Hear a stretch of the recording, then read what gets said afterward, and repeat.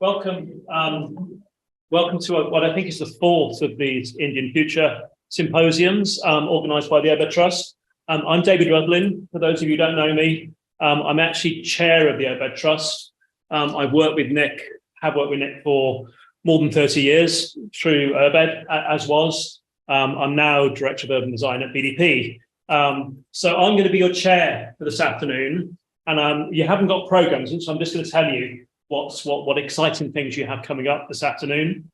So in a moment, I'm going to introduce Nick, although I can't see, where's Nick gone? He's not. He's left the premises. Nick has disappeared. Nick will hopefully reappear when I stop talking. But Nick is going to start by giving a little bit of background to the URBED Trust work in India. There you are. Thought you disappeared. And talk and give it a little bit of background. We're then going to move on to Maxine Relton, who's an artist, who's going to then talk about her experience of India, her sketching tours of India, and is going to, through that process, introduce Charles, who's director of SCAD. And we're very pleased to have Charles here in the UK. It's really the reasons we built this event around Charles's visit to the UK. And Charles is going to talk about the work of SCAD and talk about the work of SCAD in relation to the Sustainable Development Centre and the work that he's been doing Nick over a number of years. Then we've got Sowmya is going to follow up from Arup. We're then going to have a brief break. It's great to see. We weren't sure we had tea and coffee, but we do, which is good. So we've got a brief break to have another fill up of tea and coffee. And then it's over there. It's over here. Yeah. It's over here. Yes. Okay. I'm looking at it over there, so I'm assuming that's what. That's the tea. That's the toilet. Oh, okay. The toilet is this way. Yes. After the break, we've then got Brian Love. Looking at connected cities. David Milner from Correct Streets. Savini from Princess Foundation. And Roxana from Connected Cities. So all of whom are talking about what they do, but also the connection of that work to India. So it's a really good and interesting and full programme. And in order to keep the programme, I'm going to invite Nick to kick us off. Okay.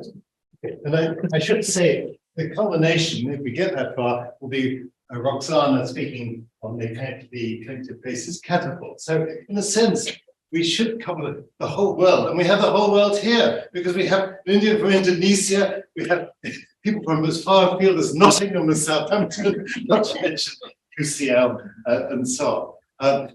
Obviously, trying to cover the situation as big as India with 1.4 billion population is impossible. But what we've tried to do is to, in a series of events, home in on the issues that affect the future of the planet, because not just myself, but the OECD, no less, believe that the future of medium-sized cities is going to produce the most amount of economic growth and quite possibly consume the most amount of resources, natural resources. So in a sense, what happens to mid-sized cities around 500,000, is vitally important, but really tends to be rather neglected. I won't say, putting it in a British context, I would talk about cities around 150, 200,000. That would give you a comparable situation. And we got into this, you might ask why, not just through having visited India and being struck by the pace of growth, but also the scope for making all the same mistakes as we've made in the UK, but also by winning the Wolfson Economic Prize in 2014 for showing how to build garden cities that were visionary, viable, and popular. And we tested the ideas out in Oxford, showing how it was possible to grow Oxford, double the size of Oxford, by just expanding along public transport corridors and avoiding building in floodplains. The first event, which was held with the Urban Design Group back in 2017, that's the report of the first symposium, led on to one at the University of Westminster, and then we held two events in India. One in Tirunelveli in Tamil Nadu, where Charles comes from, but also in Chennai, the capital city. And so we were able to share these ideas and to draw on the views of particularly young Indians about what future challenges were and various options. And then we held the last one, which was in 2021 in Bristol, where we tried to bring in the world. We had certainly the World Bank represented, and we had, I think, 14, a vast number of speakers using the magic of Zoom, but without the benefits of face-to-face conversation. This time, I'm really pleased that we've managed to draw in the Connected Places Catapult. And I would say that many of the ideas we talked about back in 2017 are actually being applied in terms of twinning, in terms of looking at sustainable development and how it can be applied to the growth of cities. But we know that it's very easy to have great objectives, targets, zero carbon and so on, and then to build in an absolute opposite way.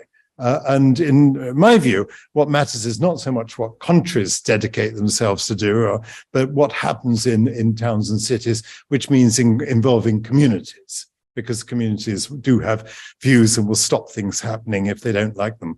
And so it seemed to me the critical issue was how you begin to work with people. So I was really excited when I went to southern India on a sketching holiday, thanks to Maxine Relton, and I suddenly saw the future working in the way that SCAD was working with the Veni villages. So I'm now going to draw on Maxine Relton to say something about her impressions before introducing Charles. So Maxine, would you like to come up here?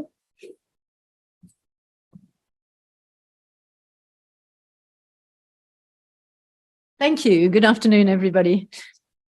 In a moment or two, I'm going to show you a very short video of SCAD's work, which has been made and encapsulating extremely well the broad base of the SCAD's achievements and work over more than 30 years. But I'll just say very briefly before that, that's about 7 minutes, but just a bit before that, I'll say something about how I came to know about SCAD.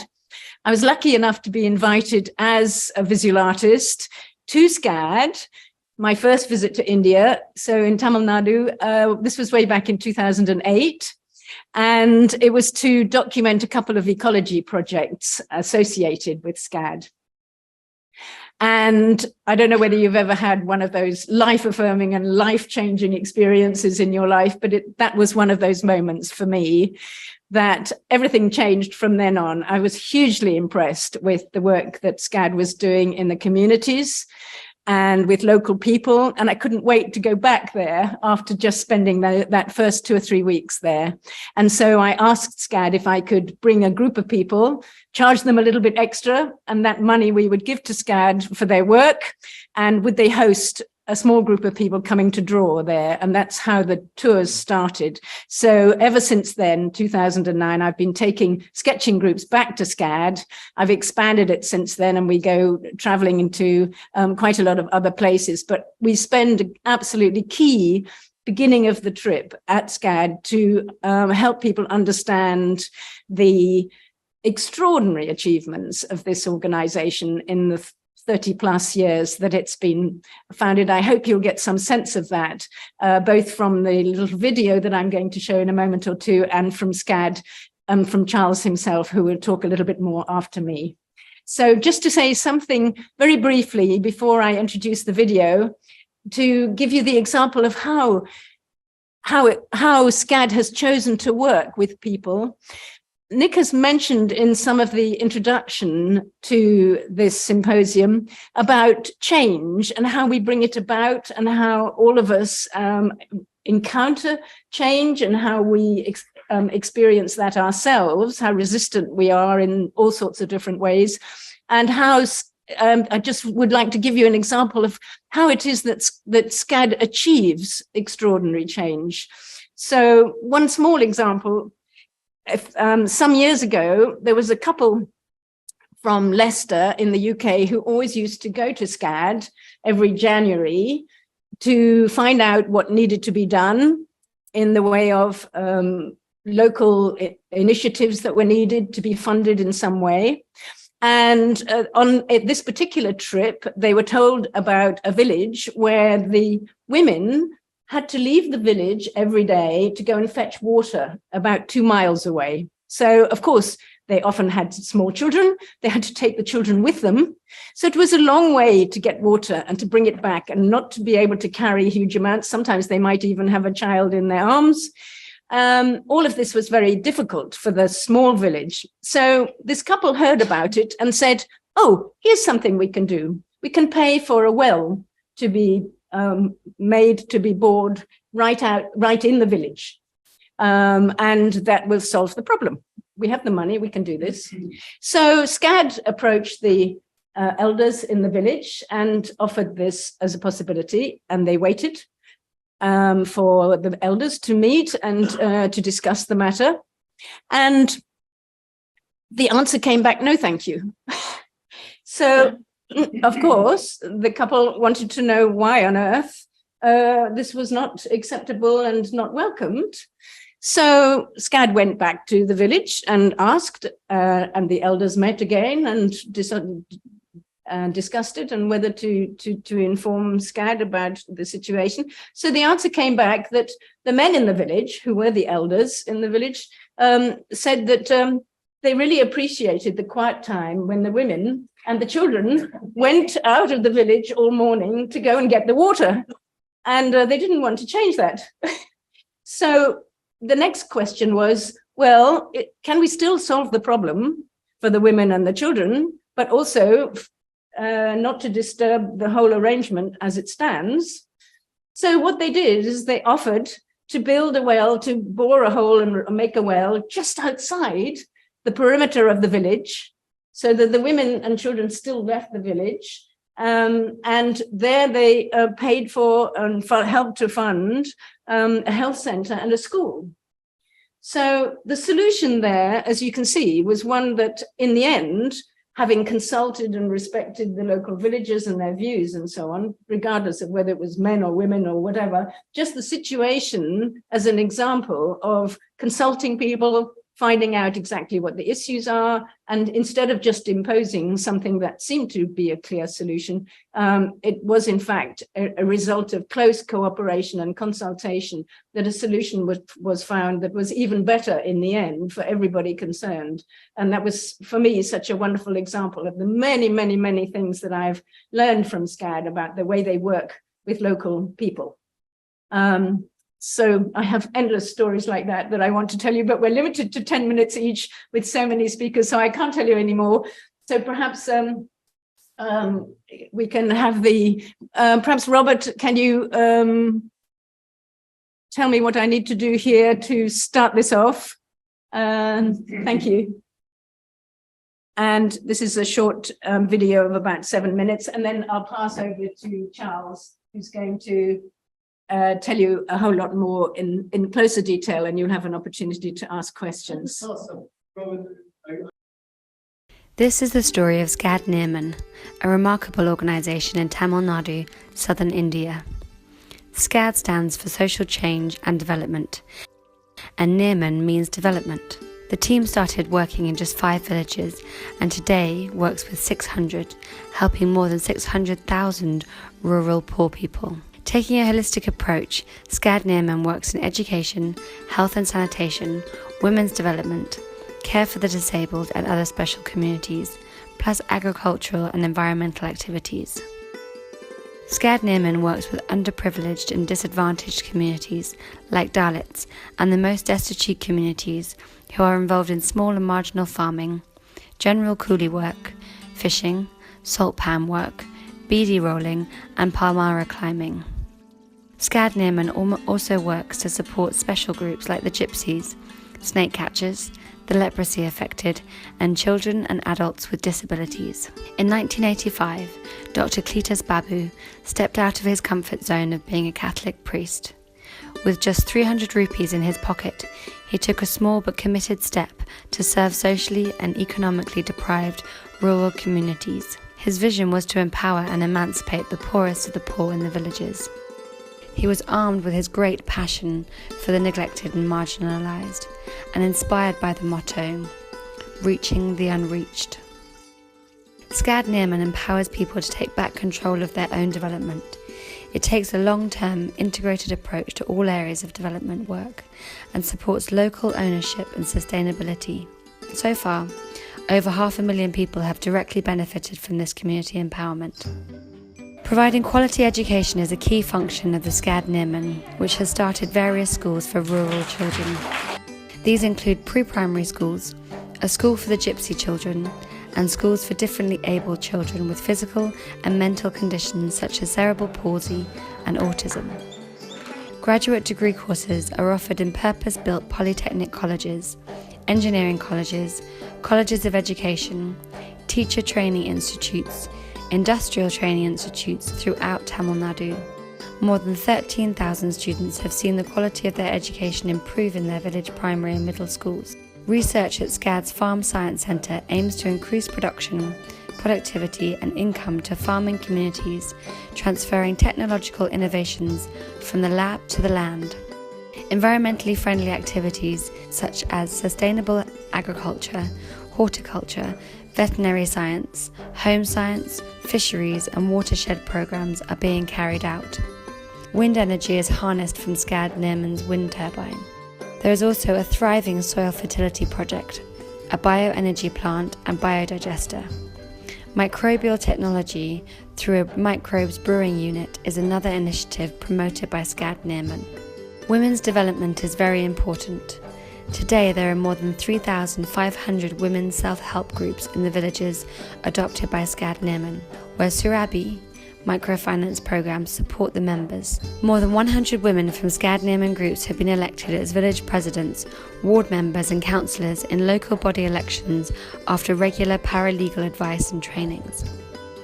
In the field of health and hygiene, SCAD Nirman's medical centre seeks to address the medical needs of rural poor, who cannot access quality medical care and treatment at an affordable cost. A nutrition program has been established to reduce malnutrition among rural children up to 3 years old and ensure nutritional supplements for pregnant and breastfeeding mothers. SCAD also offers general medical camps, cataract surgeries, health education and training, immunisation, safe births, and facilitates kitchen gardens, school gardens and herbal gardens. In line with a modern and effective holistic approach, SCAD Nirman's community-based rehabilitation vans provide exemplary healthcare services for disability care. They bring technical inputs and counselling, various forms of appropriate therapies and medication to disabled people in remote villages who are often very poor. This gives disabled people access to regular services and appropriate assistance so they can fully participate in life at home, at work and in their communities. SCAD Nirman's one-stop solution to the medical and therapeutic needs of rural children with special needs is the Rehabilitation Centre at Tilnavali. Fully equipped with physiotherapy, occupational therapy and hydrotherapy. An orthic and prosthetic unit and training centre makes and fits lightweight and efficient aids and appliances that are needed by disabled people. The list of ways that SCAD Nirman supports communities is long and varied. Here are some examples. SCAD Nirman founded a school exclusively for the children of the gypsy community and has built a total of 86 houses for gypsy families.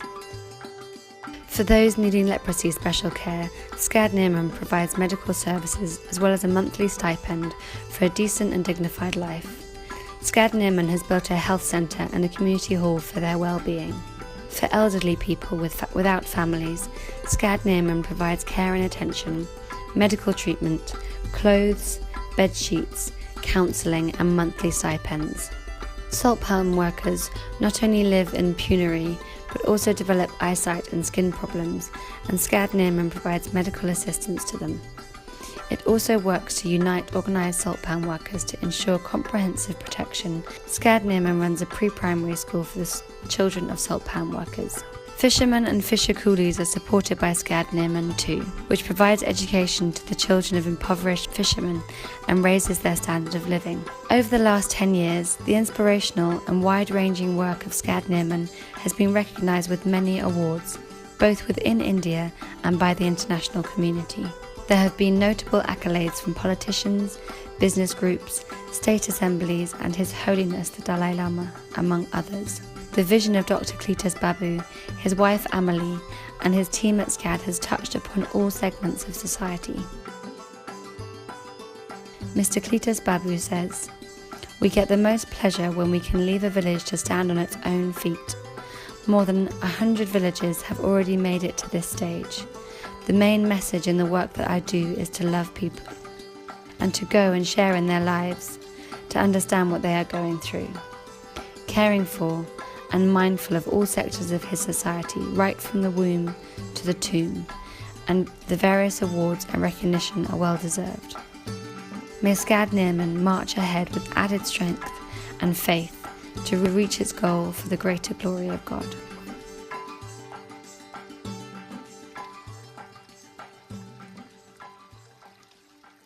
So, as like Maxine was explaining, SCAD was started in the year 1985. So it's almost like 38 years now. I'm associated with SCAD from 1987, so 35 years in the same organization. We have two entities in the organization. We have different education institutions, right from kindergarten to university level. We have different higher education centers like engineering, polytechnic, college of education, teachers training, special schools, higher secondary schools. So that's one part. We have 70 different education institutions in SCAD. And we have the other entity is like working in the community. So we started working with 5 villages, and now we are working in 600 villages in 3 provinces. So you're directly associated with somewhere around 500,000 people. And there are 3,500 women self-help groups and 40,000 members in that organization. And we are doing,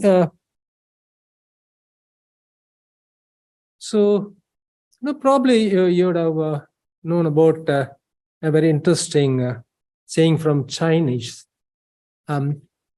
Go to the people, love them, live among them, start with what they know, build on what they have. One of the best leaders, when their task is accomplished, when their work is done, people all say, we have done it ourselves. So that's the motto. Like we want to, so we are not there to teach anything. There are a lot of things we can learn from the community. That's what we do. Like we want to learn something from them and start from there. And because the need or whatever problem, it's there. So they have to decide what they want to do. So our role is to help them. That's all. And when we started initially in 1985, the important problem, the major problem there is children dropped out from education. So probably like if you enroll like 100 children, there'll be 80% dropped out from the school from class 1 to class 5. Before they complete class 5, there'll be 80% dropped out.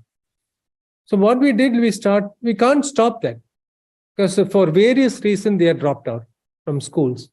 Some of them, they don't like the school. Some of them, they don't like the teachers. There's no proper school, proper building. And somebody, they want to look after their siblings. So all reasons.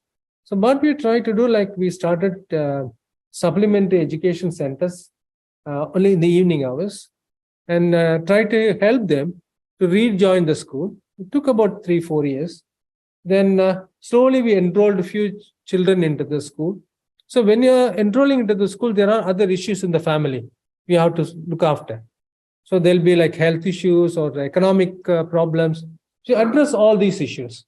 So that's how what we see, that we want to do an integrated approach in the village.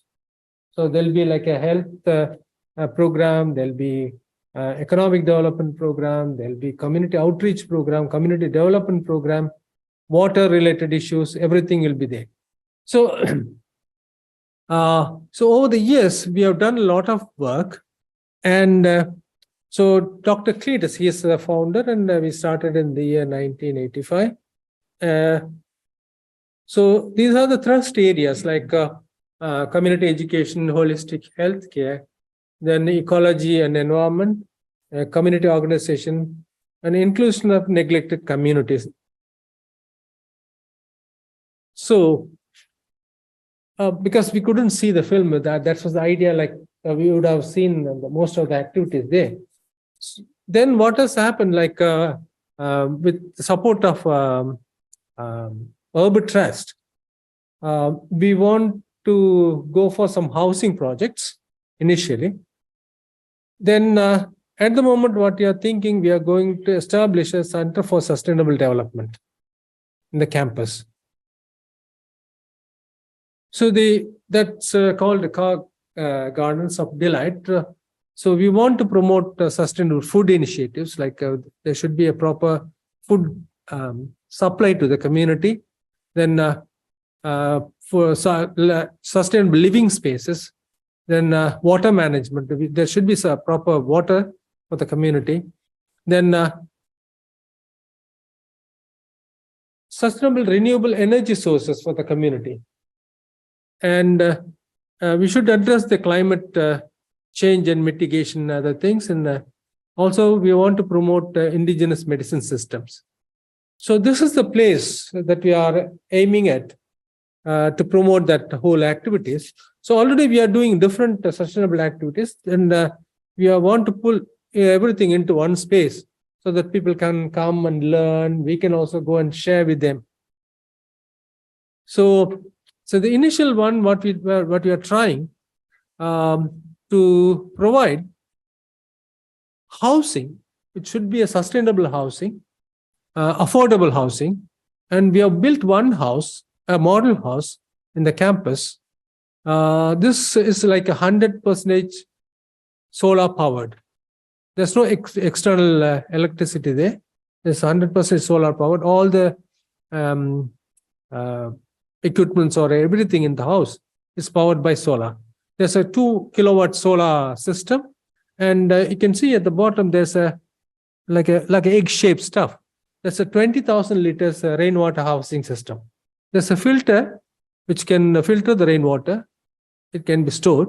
So, for example, if we need for a house, if you need about 100 liters of like proper pure water for drinking, cooking, and stuff, this can go for 200 days.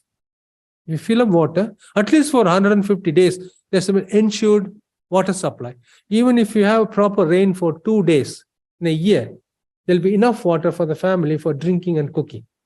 And there's a proper filter system there. And probably you would have heard about Laurie Baker, one of the famous architecture from UK, went to India, and he started working there, stayed there for all his life. And he has built beautiful houses and buildings and hotels and offices, everything in India. And we took some model from him. And this particular model is called a rat trap model. There's a passive cooling in the house. And the floor, we are made with handmade tiles. Then the roof with the embedded tiles. And so we tried to include all possible sustainable models. This is not the ideal model. You don't say this is the best one. But we are trying to do that. And there's a waste recycling system, grey water recycle, everything in that house. Sorry. Then the second important thing what we are trying to do is to promote food security. And every year we plant around 2,000 kitchen garden, herbal garden, and tree planting. So the idea is like, so during monsoon season, we provide a small kit with vegetable seeds and herbal seeds and herbal plants. And they can grow them during the monsoon season, just for the monsoon season. From October, November, December, January, February, March. At least during this 5 months, they can get vegetables. We're not going for summer. If there's no enough water, we can't expect people to grow. So what we are trying to do, wherever possible, we grow our own vegetables. Sorry. And we're also promoting biochar. It's a growing interest about biochar. It's nothing but proper, good quality carbon, which is from the trees or waste materials, waste wood or something. We can extract carbon, which can carbon sequestrate, like put them into the soil. And also this is a good way of as a soil amendment. So we have a carbon biochar unit. Then this is one of the biggest biodigester in South India. This can recycle 1 ton organic wet waste and produce about 100 cubic meters of methane, which can produce about 100 kilowatt electricity. Meanwhile, which can also produce 200 liters of organic liquid fertilizer, and every 2 to 3 months this can produce 2 to 3 tons or organic dry compost. So this is used with the along with the farmers. They can collect them and use it in the farm, and the electricity just produced from this unit is used for lighting all the street light in the campus, and the excess gas is used for cooking. We have a microbiology unit. We are producing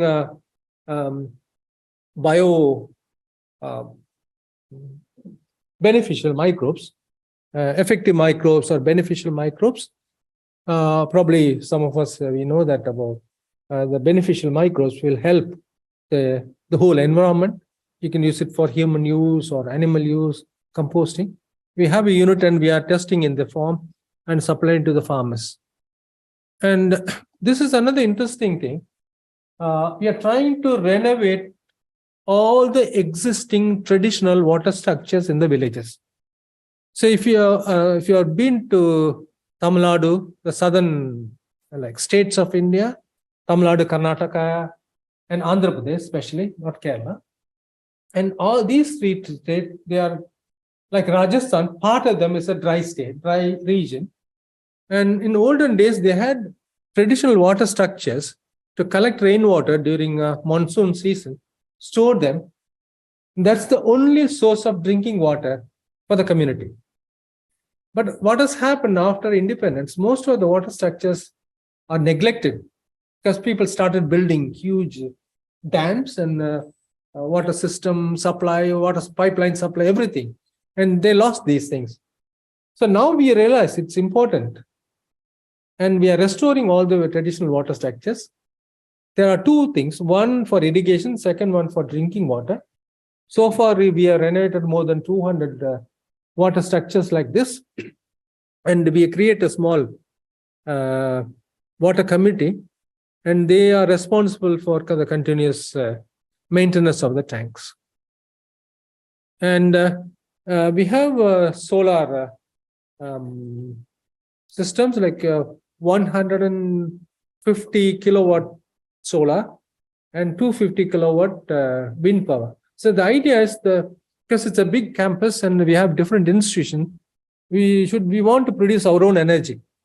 So the most of the energy which produced is given to the national grid, and from there we take. So whatever excess we should pay. If there is an excess production, the government will pay us, or we will pay a small amount of money for the government system. So every year, as Maxine was mentioning, we produce about 100 between 100 and 150,000 seedlings and supply to the farmers, women groups, schools, community lands. So far, we have planted more than around 3 million trees.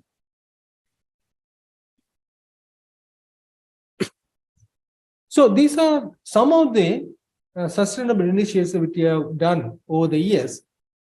So the idea of this center, the Center for Sustainable Development, to promote these ideas to the wider public.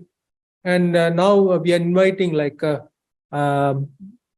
children from different schools, other NGOs, government officials, then volunteers, even general visitors. They can come and learn. And we also go to the village and schools and other places to teach them about these activities. And we are promoting this. So this is another interesting thing. What we are trying to do, like wherever possible, we want to grow vegetables, as I mentioned earlier. This one house, we have a beautiful, like a planter on top of the roof. And this can easily produce about 100 to 150 kilos of vegetables during that monsoon season, just for 4 to 5 months, easily. So we invite students from other organizations and institutions. So this is another important thing. Probably you would have heard about this. It's called appropriate paper-based technology. And it's in the UK, in many parts of Europe, America, and other parts, they are doing this. So from waste material, we can make a lot of aids and appliances for people with the disabilities, especially for children with the disabilities. So these are made by waste paper. So all the equipment is made by waste paper. For example, if you are producing for a sitting chair for a disabled person, every 6 months to 1 year, you have to change. It's not possible in India because it's very expensive. So what we are trying to do, use these material, bring out models to shoot the person. So every 6 months, we can dismantle and do another one. It doesn't cost more than 500 rupees, 5 pounds. So also we conduct exhibitions of all these important sustainability initiatives in institutions, villages, where people can learn. So this is some of the initiatives what we are doing, and some of them probably you can see in the film when you have time. And I thank Nicholas and the team for giving this opportunity. Thank you.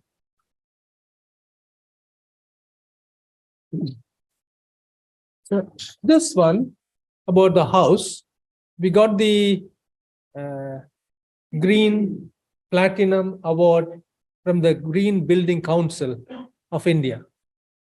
We've got a chance for some questions for Charles. So please take this opportunity. Immediate pressing questions. Yes. Oh, I know if I do this, we've got microphones that will pick up your voice as well. There we go. We should be able to. There's microphones hanging out. Yeah. Wanted to ask in relation to the gentleman spoke about the vegetation growing, building up in with food, these things. And a lot of research I've been doing was looking at the other side, which is the impact of mining in urban environments. Mining. Urban environments. So my question is that we want renewable technology, right? We want solar panels, wind turbines, cars. I don't know about the regions you talked about this urban growing and it is happening, but for example, if you look at in Jharkhand, which is a major mining state of India, and also even in Africa, there's been a lot of connections, not random connections, real proper connections drawn between the impacts of mining minerals for its Catapult, which is essential for PV panels on the urban environment and the farmland. So we want these renewable technologies. At the same time, the effluent which is coming from these technologies is filtering into the waterways, is filtering into the farmlands. And I just wanted to get your thoughts because you can't do any of that stuff in the UK, you can't do any of the mining in Europe. You have to rely on Africa. line in China. Where's the rub where we want these technologies, also at the same time, is there any cognizance of how to have these technologies? We have to see a complete reversal of the urban environment going towards stabilization instead of reurbanization. I don't have an answer. Nobody got an answer. I don't think so. So the issue is like, when there's a new green technology coming up, people started going there ultimately. So like about 10, 15 years back, people started hybrid cars. Now we are going for electric cars. Everybody knows that in another 10 years time, there'll be a huge pile of batteries going to be lying somewhere else. That's true. I don't know. But what we are trying to do, at least with the community, wherever possible, see,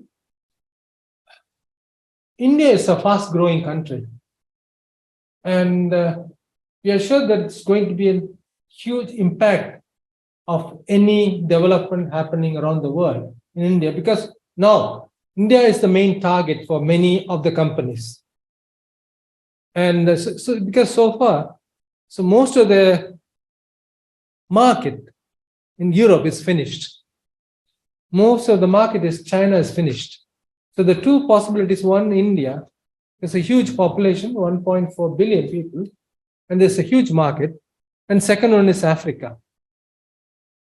We don't know what will be the impact in another 10 years. The questions you are asking. Can I just say, it's not about what's going to be an impact in 2030. Because I've met some financiers in the last few years. They're saying, the guy asked me, he says, I understand they want to electrify the whole of India. I said, I guess they do. He said, do you know how much greenery you need to remove across the whole of India? He says, you need to remove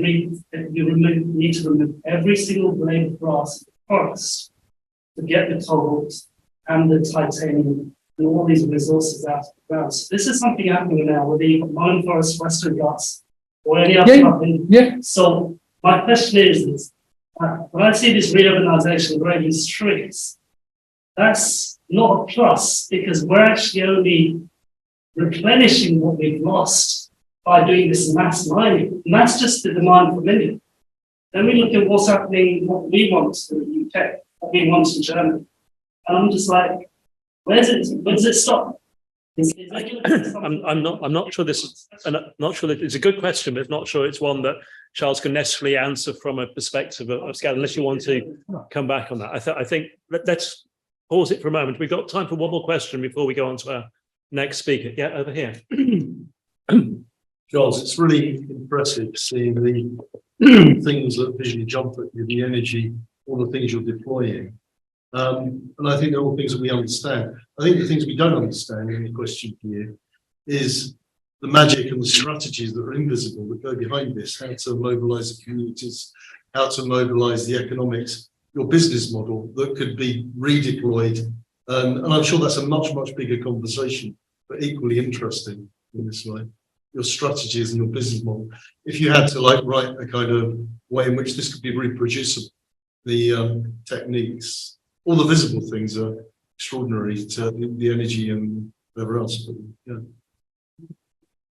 What would be your advice for somebody else reproducing your vision somewhere else? Yeah. How to go about it? See, I would say so far this particular model is taken in many parts of India. Okay. And I would say at least 20, 30 organizations from Africa, they are visiting us. We don't say that this is the best model, but we are trying something for the community, which is taken by other countries. And we are also going to other countries I'm visiting most of the African countries like Uganda, Kenya, Rwanda, Tanzania. And we are trying to help them, some of the initiatives in other countries.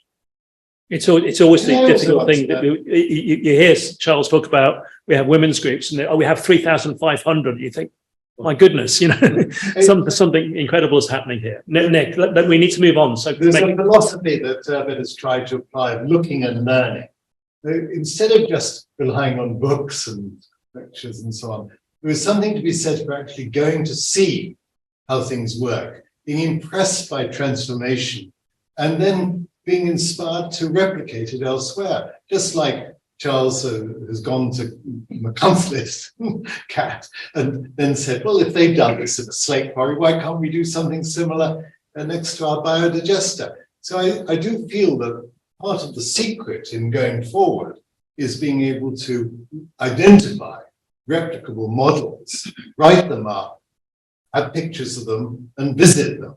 As Maxine has been taking groups. It seems so obvious, and yet we don't do it. We look for some wonderful algorithm, rather than realizing that people on the whole learn from experience and what they see. Obviously, they can see force models. They can go to Manhattan and say, as China did, oh, why can't we replicate Manhattan in the Chinese cities? And that's the danger. And I'd like to think there is also a case for looking at grassroots projects like SCAD. Okay. My responsibility to chair is to keep us on time, and I'm already failing on that. So can I just keep? Can I keep the question for a moment, or go on quickly out the question? And yeah. I found it very interesting and impressive. But my question is about what is the kind of chasm between sort of really poverty of the hand-built huts and stuff. I mean, really absolutely basic. And then your brick-built ecological housing Western style. So, how does that match up? Where do they get the bricks from? Where do they get the windmills from produced in Scotland or what? The solar panels, very expensive, very, very resource consuming to make, and they're not ecological. So you very well know, even if you take the sun for the source. So Charles, the question is the gap between the house that's been created and the needs of the poorest people? Particularly this house, all the materials sourced locally. So you have clay there, I mean, do you make the bricks? Yeah. It's local bricks, except the solar panel. It's all locally sourced. But the solar panels, no. Except the solar panel. Yeah. Solar panel, no, of course, from the company. See, in India, 60% of the electricity is produced by atomic power. So at least we are doing a small contribution for the green energy. We are not sure that that's the best thing. There may be another efficient model will come later. We are going to adopt. At the moment, what we are trying to do, at least in our campus, let's use green energy. So it's not like UK, because in here, you can buy green energy for your house from a particular company, which is supplying only green energy. But in India, we don't have that. There's no specific company supplying green energy, the green company. So it's all like one pool from the national grid. But for us, what we think, we should produce some green energy for ourselves. That's why we are trying that with the windmill and solar system. Okay, can I introduce our next speaker, and then we'll have a break afterwards. So Sowmya Parthasarathy, I always say that your surname wrong. I'm so sorry. Is from Arup, Director of Urban Design at Arup, and he's going to talk in particular about their arid cities project. Yes, thank you. Let me just open this.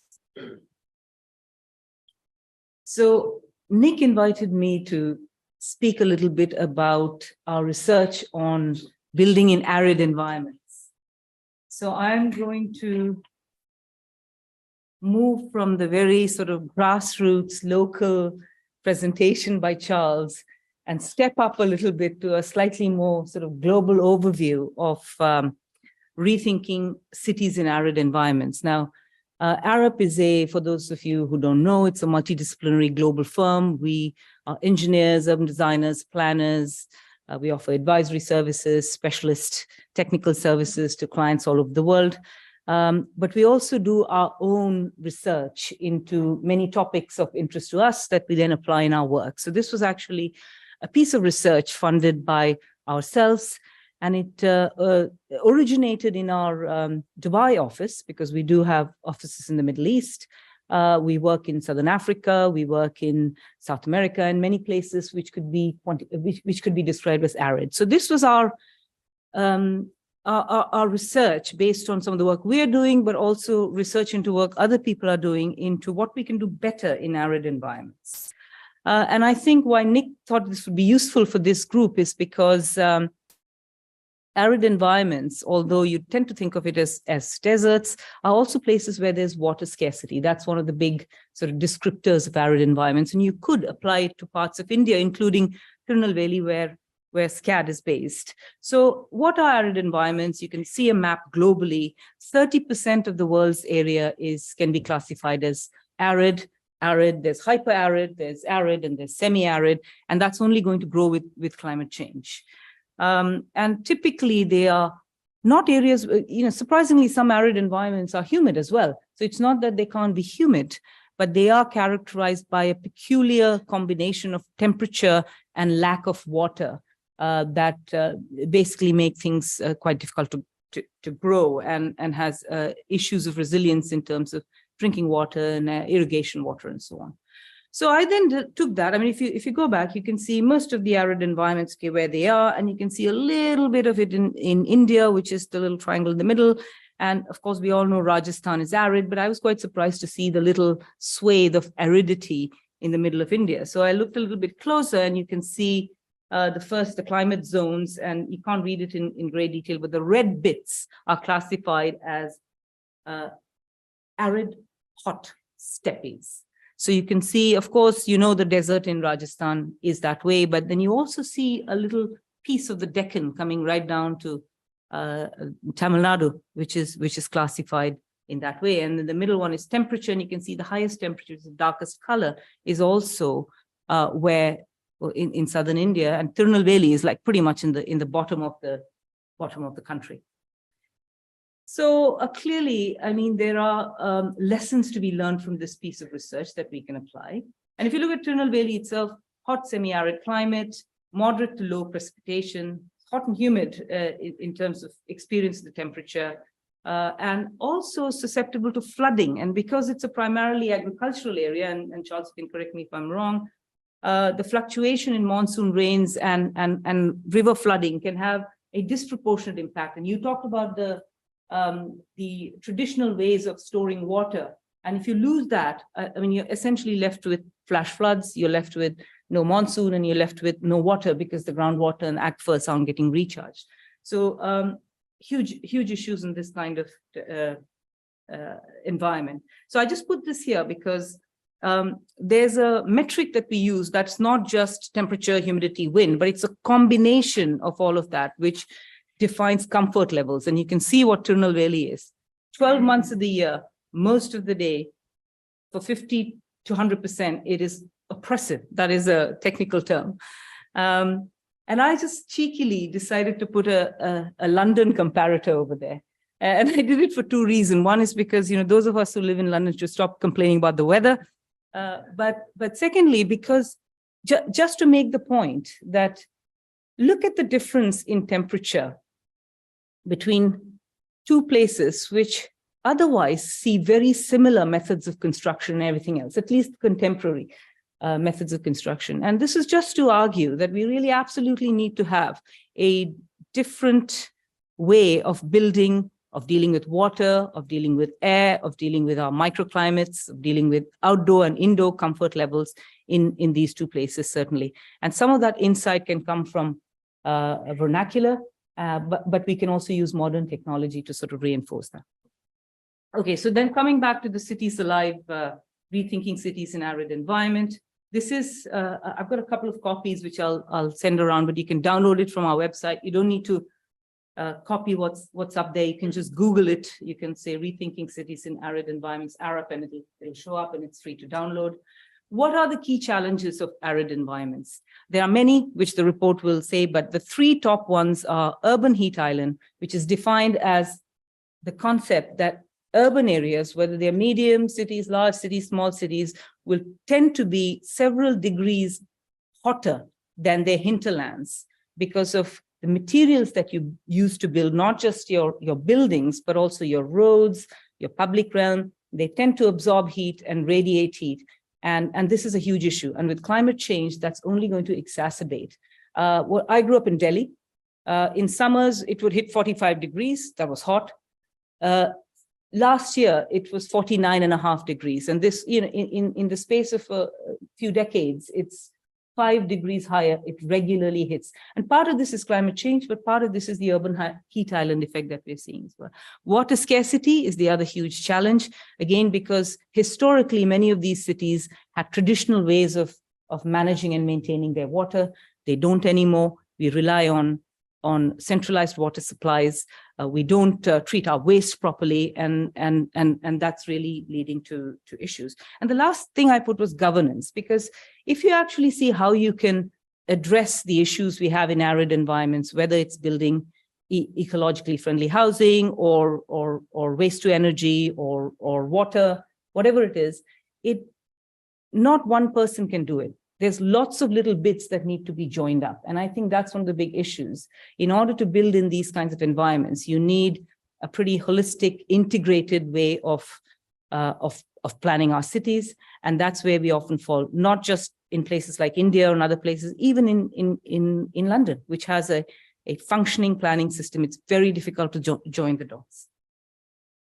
So what the report says, the key principles to shape the next century of city buildings, one is we have to learn from the past, invest in green and blue, which is essentially plants and water in our cities, which we are losing rapidly, and design intelligent building and public spaces. And what that means is we do have modern technology. We have technological ways to assess what works and what doesn't work. So let's not just learn from the past. Let us learn from the past, but let's also apply what we know now. What can we do? The report talks about 3 scales of intervention: cities, public spaces, and buildings. And there are different things you can do at these different scales in an integrated way that would help us make sure we design better cities and living environments in these kinds of hot places. I won't go through it in detail, but there's a whole bunch of things you can do at city scale, preventing urban sprawl, which Nick started the talk with. Appropriate densities, decentralized infrastructure, SUDs, we all know, water recycling, better policy and codes. These are the things which individual projects or landowners can't do by themselves, have to be done at city level.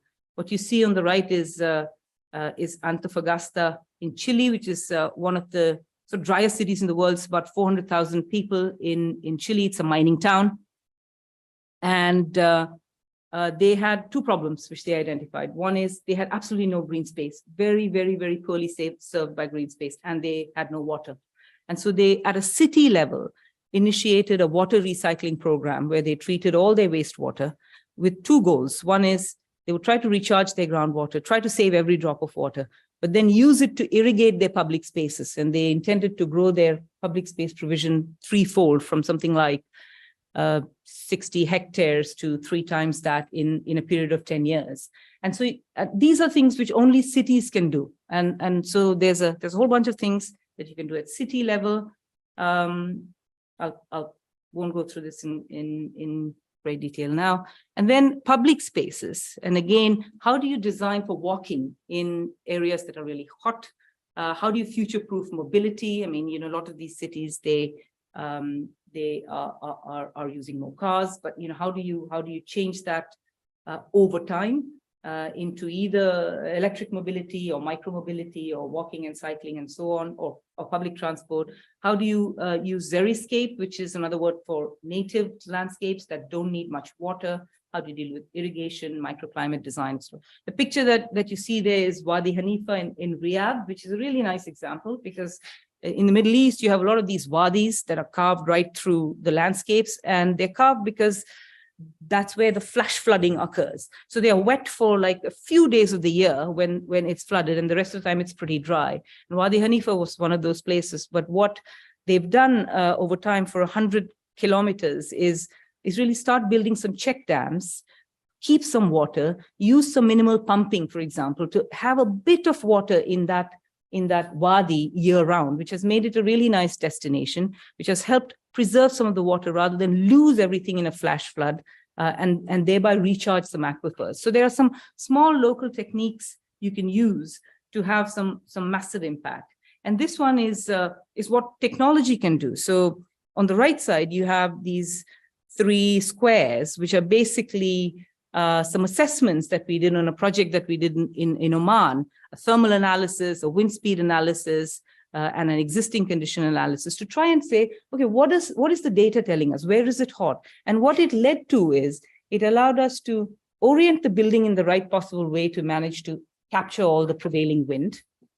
We also learned that east-west streets are the most exposed to sun, and so they need to be really narrow, and the building form needs to shade those streets. And the north-south streets, which are not quite so sun-exposed, can be wider, they can have trees, and that's where you put your pedestrian and cycle walks. And, so you can help. I mean, I'm sure this knowledge existed traditionally, but, for us working slightly more globally, I think technology can help us arrive at the same solutions. And the other diagram that you see is quite an interesting one. It's if you build a bigger building that you're cooling, typically what you do is you put your cool air exhaust on the roof. What if you put it at the pedestrian level? So you're actually beginning to create some microclimates and helping and using your energy to best advantage. And then finally, of course, buildings, I won't go through it in much detail. Obviously, SCAD's experimented with One Eco Home. There are many, many materials and techniques you can use which are bespoke to different areas that work best. I love that little example there. That was in Noida, Delhi. There's a factory that was spewing out hot air from the grate that you can see at the back, and the courtyard in front of it was absolutely uninhabitable. And so a local architect just did an art installation, used terracotta tubes, put some water in it, and just placed it in front of it. So the hot air that was being spewed out just went through the terracotta, and it was several degrees cooler when it came on the other side. So just, something artistic, but something terribly functional as well. And so the report then ends with a model arid city. Of course, as I said, this was developed by our Middle East office, so it has a distinctly Middle Eastern look to it. But that's not important. What is important is it identifies about 36, and there could be more different recommendations under those 3 areas of intervention that you can do. And if you actually look at it in detail, it's not a single solution for every arid area, but each of those things can be done differently. And that's what the report really tries to say. And that's it. Thank you very much. For those of you who've not found them, Maxine has pointed out she's left some of her sketchbooks on the table at the back there for perusal. So please, when you get a chance afterwards, have a look at the sketchbooks. I realised that when I was chair of the Academy of Urbanism,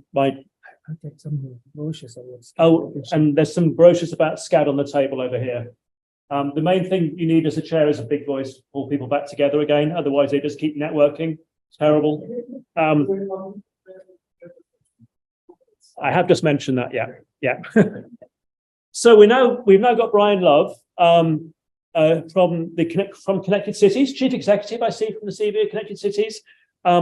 Who's been doing work in both the UK and in India. So I'm going to hand over to Brian. Well, good afternoon, everybody. As you're well aware, potentially we have a dramatic change in the climate coming. And Chennai in particular, not long ago, experienced the hottest day it's ever had, and it ran out of water. And a large producer, in fact, the biggest producer by sector, of carbon emissions is the transport sector, and all the other sectors are slowly going down, but unfortunately the transport sector is still increasing. However, not everything is equal in the transport sector, and as you will see from this diagram, certain vehicles produce more carbon emissions than others, and by far the lowest is rail.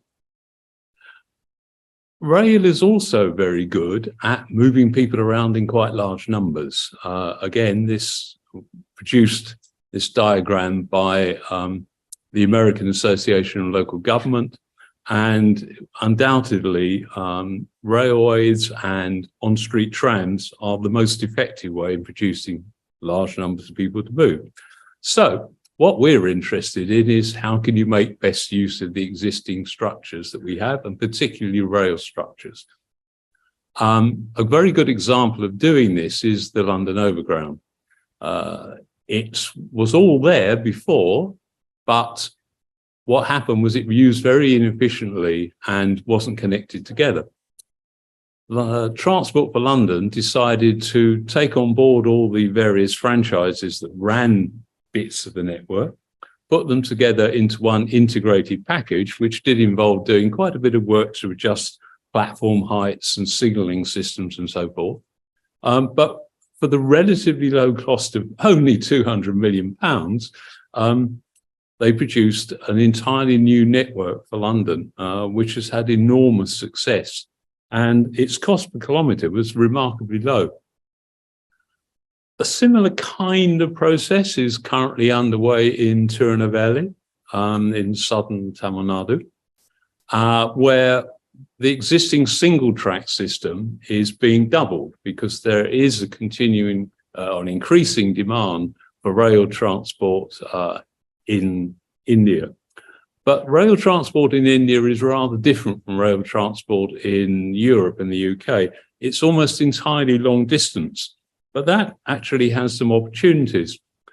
This is an example of a proposed metro system using the existing heavy rail tracks around Chandigarh. Chandigarh was intending to have its own new metro system, and they've had about 4 stabs at creating one. But metro systems don't come cheap when you build them from scratch. And so it's never actually happened. This proposal, which is now being seriously considered, involves using the existing tracks in a different way to produce a regular metro service.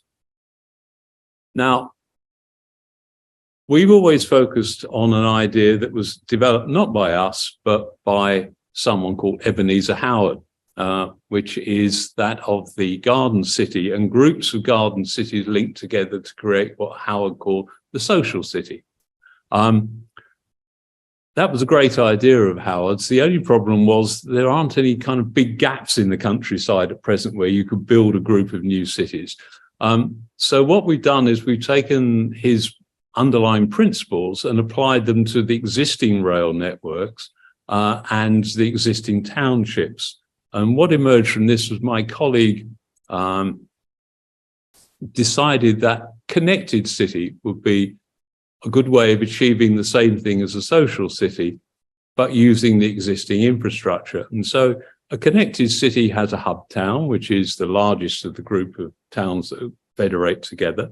And they're all within 15 minutes travel time of one another. And all of their growth would be focused around their railway stations, whether they're existing railway stations or whether they're new ones. But the maximum travel time from a hub to even the most far-flung part of the connected city would be 15 minutes. Within each of these nodes around the railway stations, there will be a 15-minute neighbourhood. So in other words, development will be encouraged within walking distance of the railways, and the railway service would be upgraded to what is currently being called metroization, a metro scale service. Now, Howard originally worked out a very similar scheme for his garden cities, and they accommodate a population of around about 30,000 people, but at garden city densities. So in other words, you have a population of 30,000, but the density of that, it gives you about 100 persons per hectare. And that's what figure that the UN uses to define the minimum density that can actually deliver good, sustainable public transport. It gives you around about 10,000 dwellings, but within that area, 50% of your land is open space. If you experiment with this system on Tirunelveli, you find that what you have is a series of existing stations, and these are the ones that fall within 15 minutes travel time of Tirunelveli with the existing services. Because the great thing about Tirunelveli, it's where 4 railway systems come together. It's called Tirunelveli Junction. But the numbers of trains are relatively low. As you can see here, even on the maximum, there are only 8 trains a day, which leaves you substantial gaps.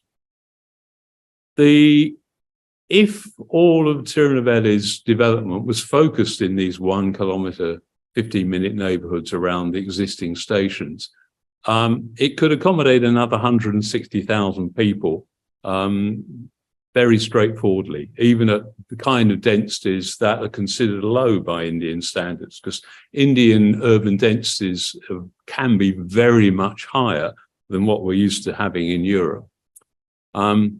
This is an example of an existing town of Petai, which is on the western. Yes, you can see it's the second western existing station. And this is applying our diagram of how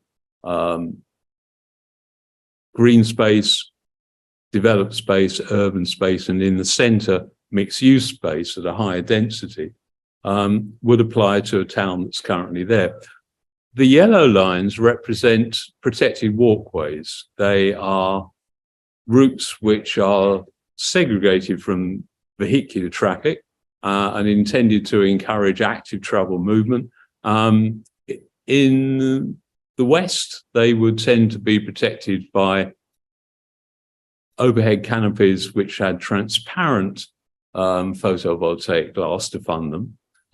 However, of course, in India, where you have an abundance of sunshine and what you're really looking for is shade, they could be solid PV. Now, we do accept the fact that there's a carbon footprint associated with creating PV, but it's much offset by the fact that you're producing electricity from sunlight.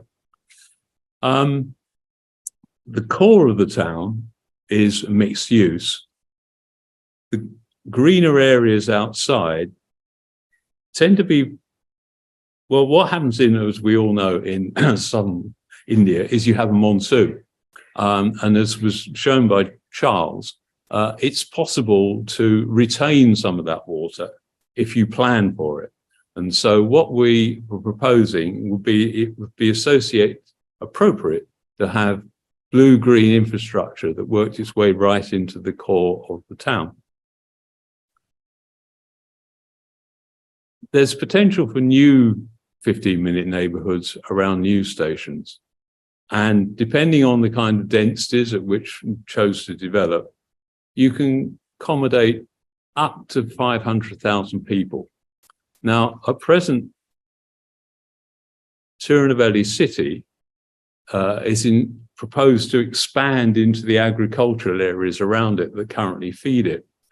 The advantage of focusing on public transport is that you would reduce the take of agricultural land and you would reduce the carbon footprint of all these new people because you're providing them with the kind of public transport that encourages people not to have cars or 2-wheelers or 3-wheelers, which are very common in India, in the first place.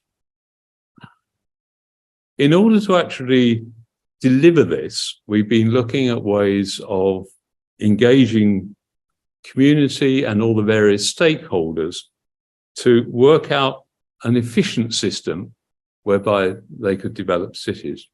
And the 2 particular tools that we're interested in have been developed by 2 companies, one Space Syntax and the other Geodesign Hub. Space Syntax have a long history of modeling land use and transport connectivity. In particular, they have a very, very efficient system for modeling walkability. This diagram on the screen at present, the red areas indicate areas of high walkability, the green areas moderate, and the blue areas low walkability. And so you can see quite clearly that if you have an outlying suburb, the chances are that it will not have high walkability ability. So Space Syntax do analysis. GeoDesign Hub, on the other hand, what they facilitate is negotiations between groups of people to discuss scenarios. They use their techniques to get groups of people who apparently have very conflicting requirements to come together and discuss and understand what each other's criteria are and what options there are for finding common ground. And the most, I mean, they've been doing this all over the planet for quite a long time.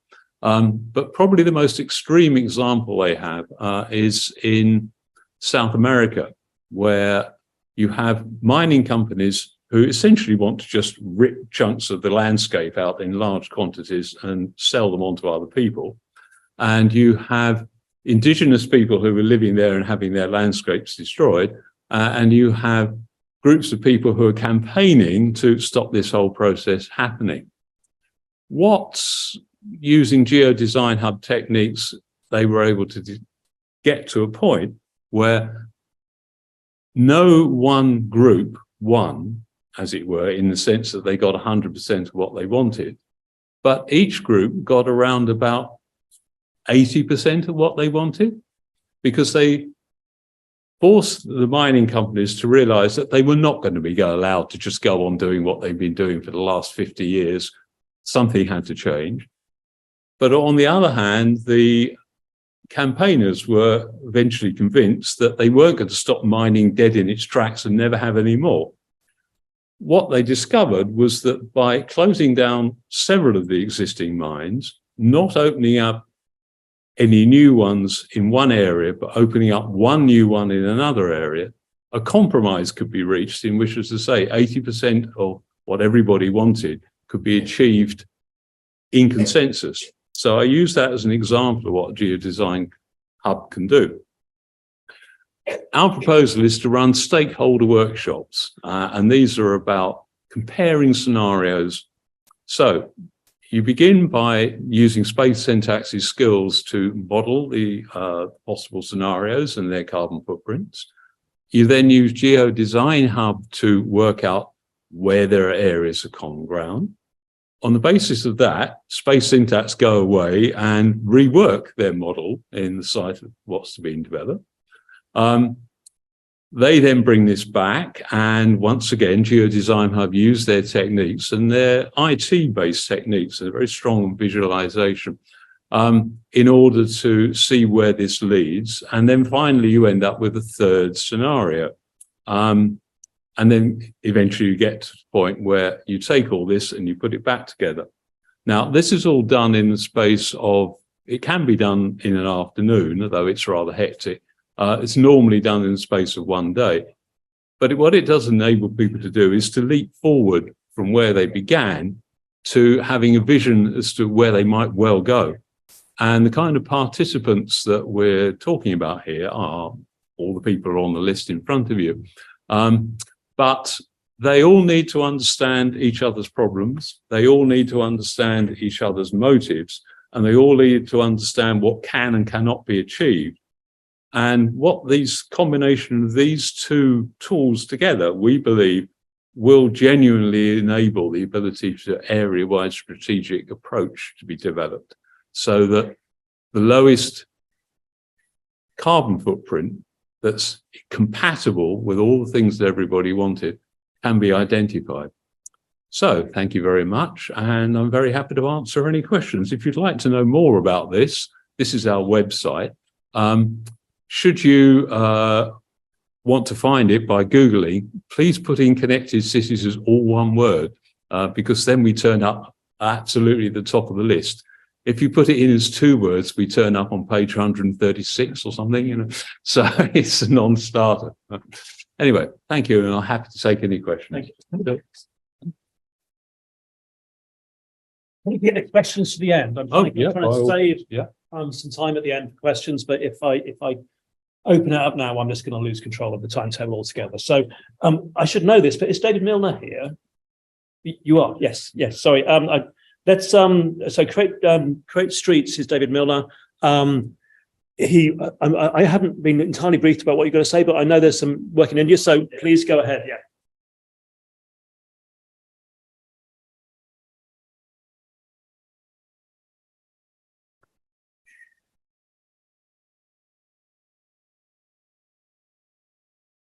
If this works.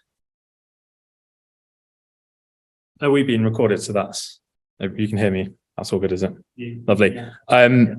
So in terms of briefing on what I'm going to talk about, I'm not going to talk about anything Indian. So just as a sort of caveat, I don't have any expertise there and have not worked there. So you can sort of ignore this if you want to, but I think hopefully we can try and learn some lessons from our research.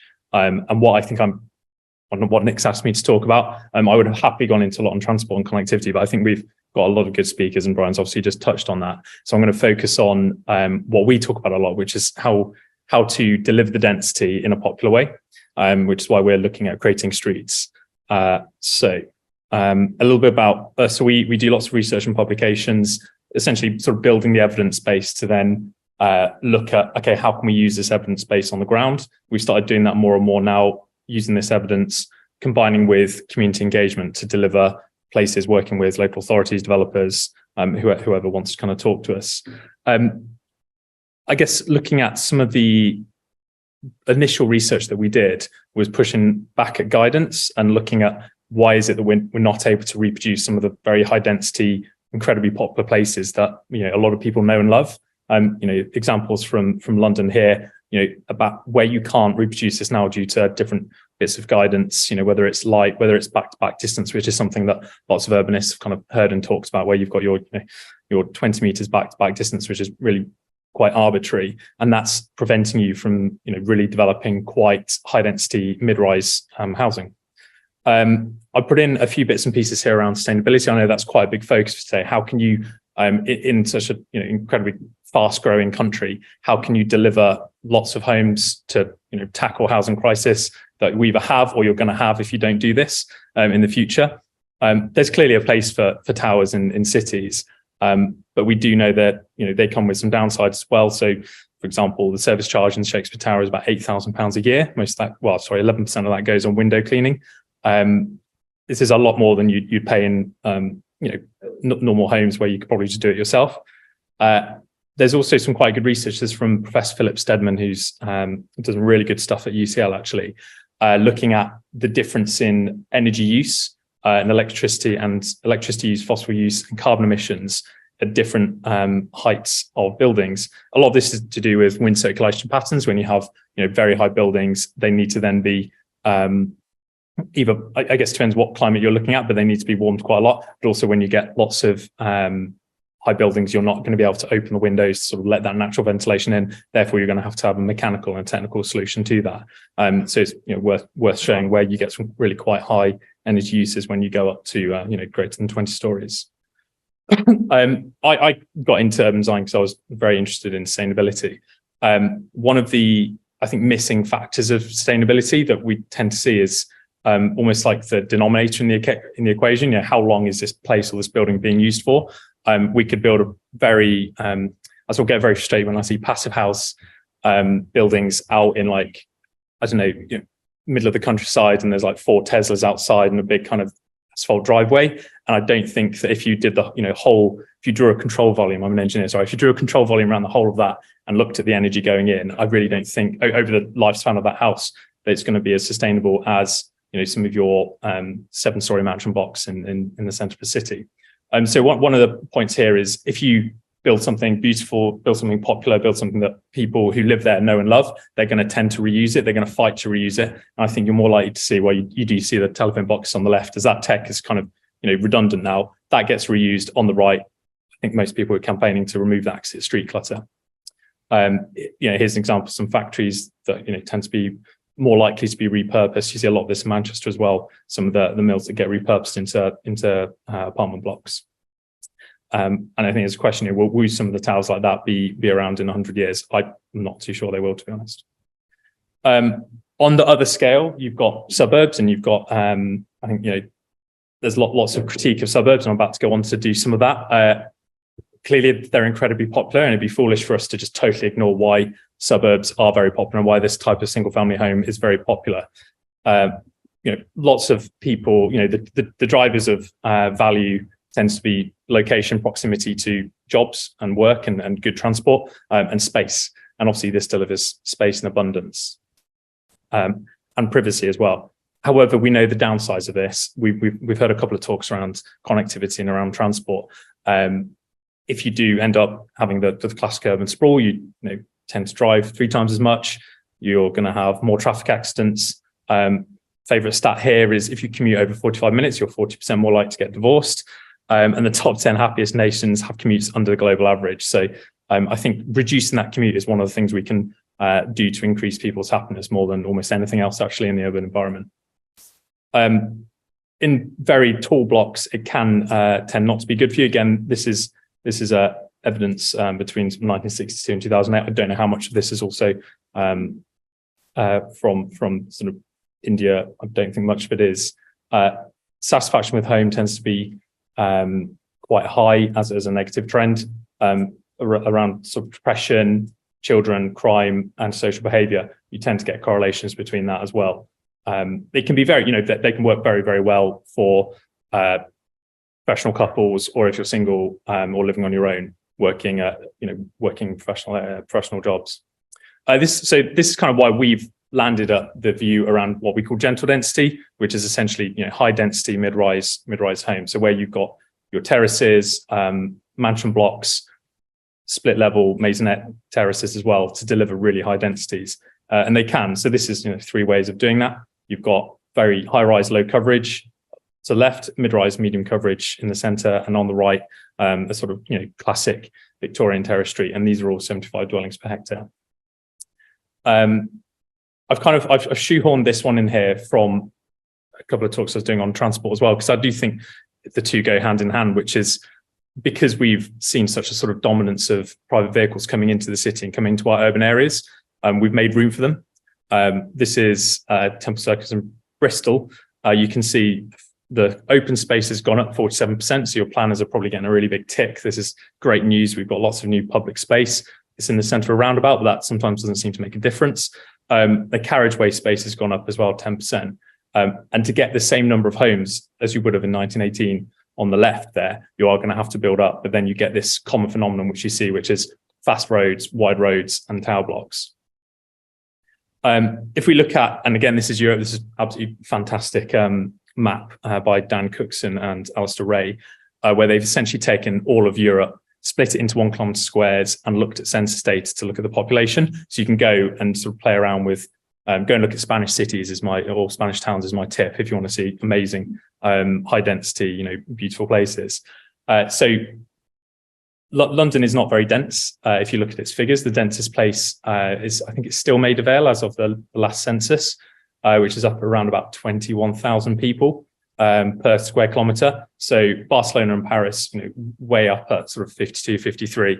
Interestingly, the second densest place, I was looking at it on a sad Sunday afternoon, was East Ham, which where they've got very tight, I think around about 3-storey back-to-back Victorian terraced homes. Now, obviously, there may be lots of people sharing those, and that could be a downside as well. But then Fulham was also very similar as well, where you've got lots of these terraced homes split into flats that actually work very well for people to live in and kind of flex depending on how much space they need. And as I was saying, how we move around the city is determined by its density and its layout. You've got your sort of classic, here's your classic suburban sprawl, which is great potentially at a building and a space scale for people. But then we've looked at some of the impacts on commuting it has on the left.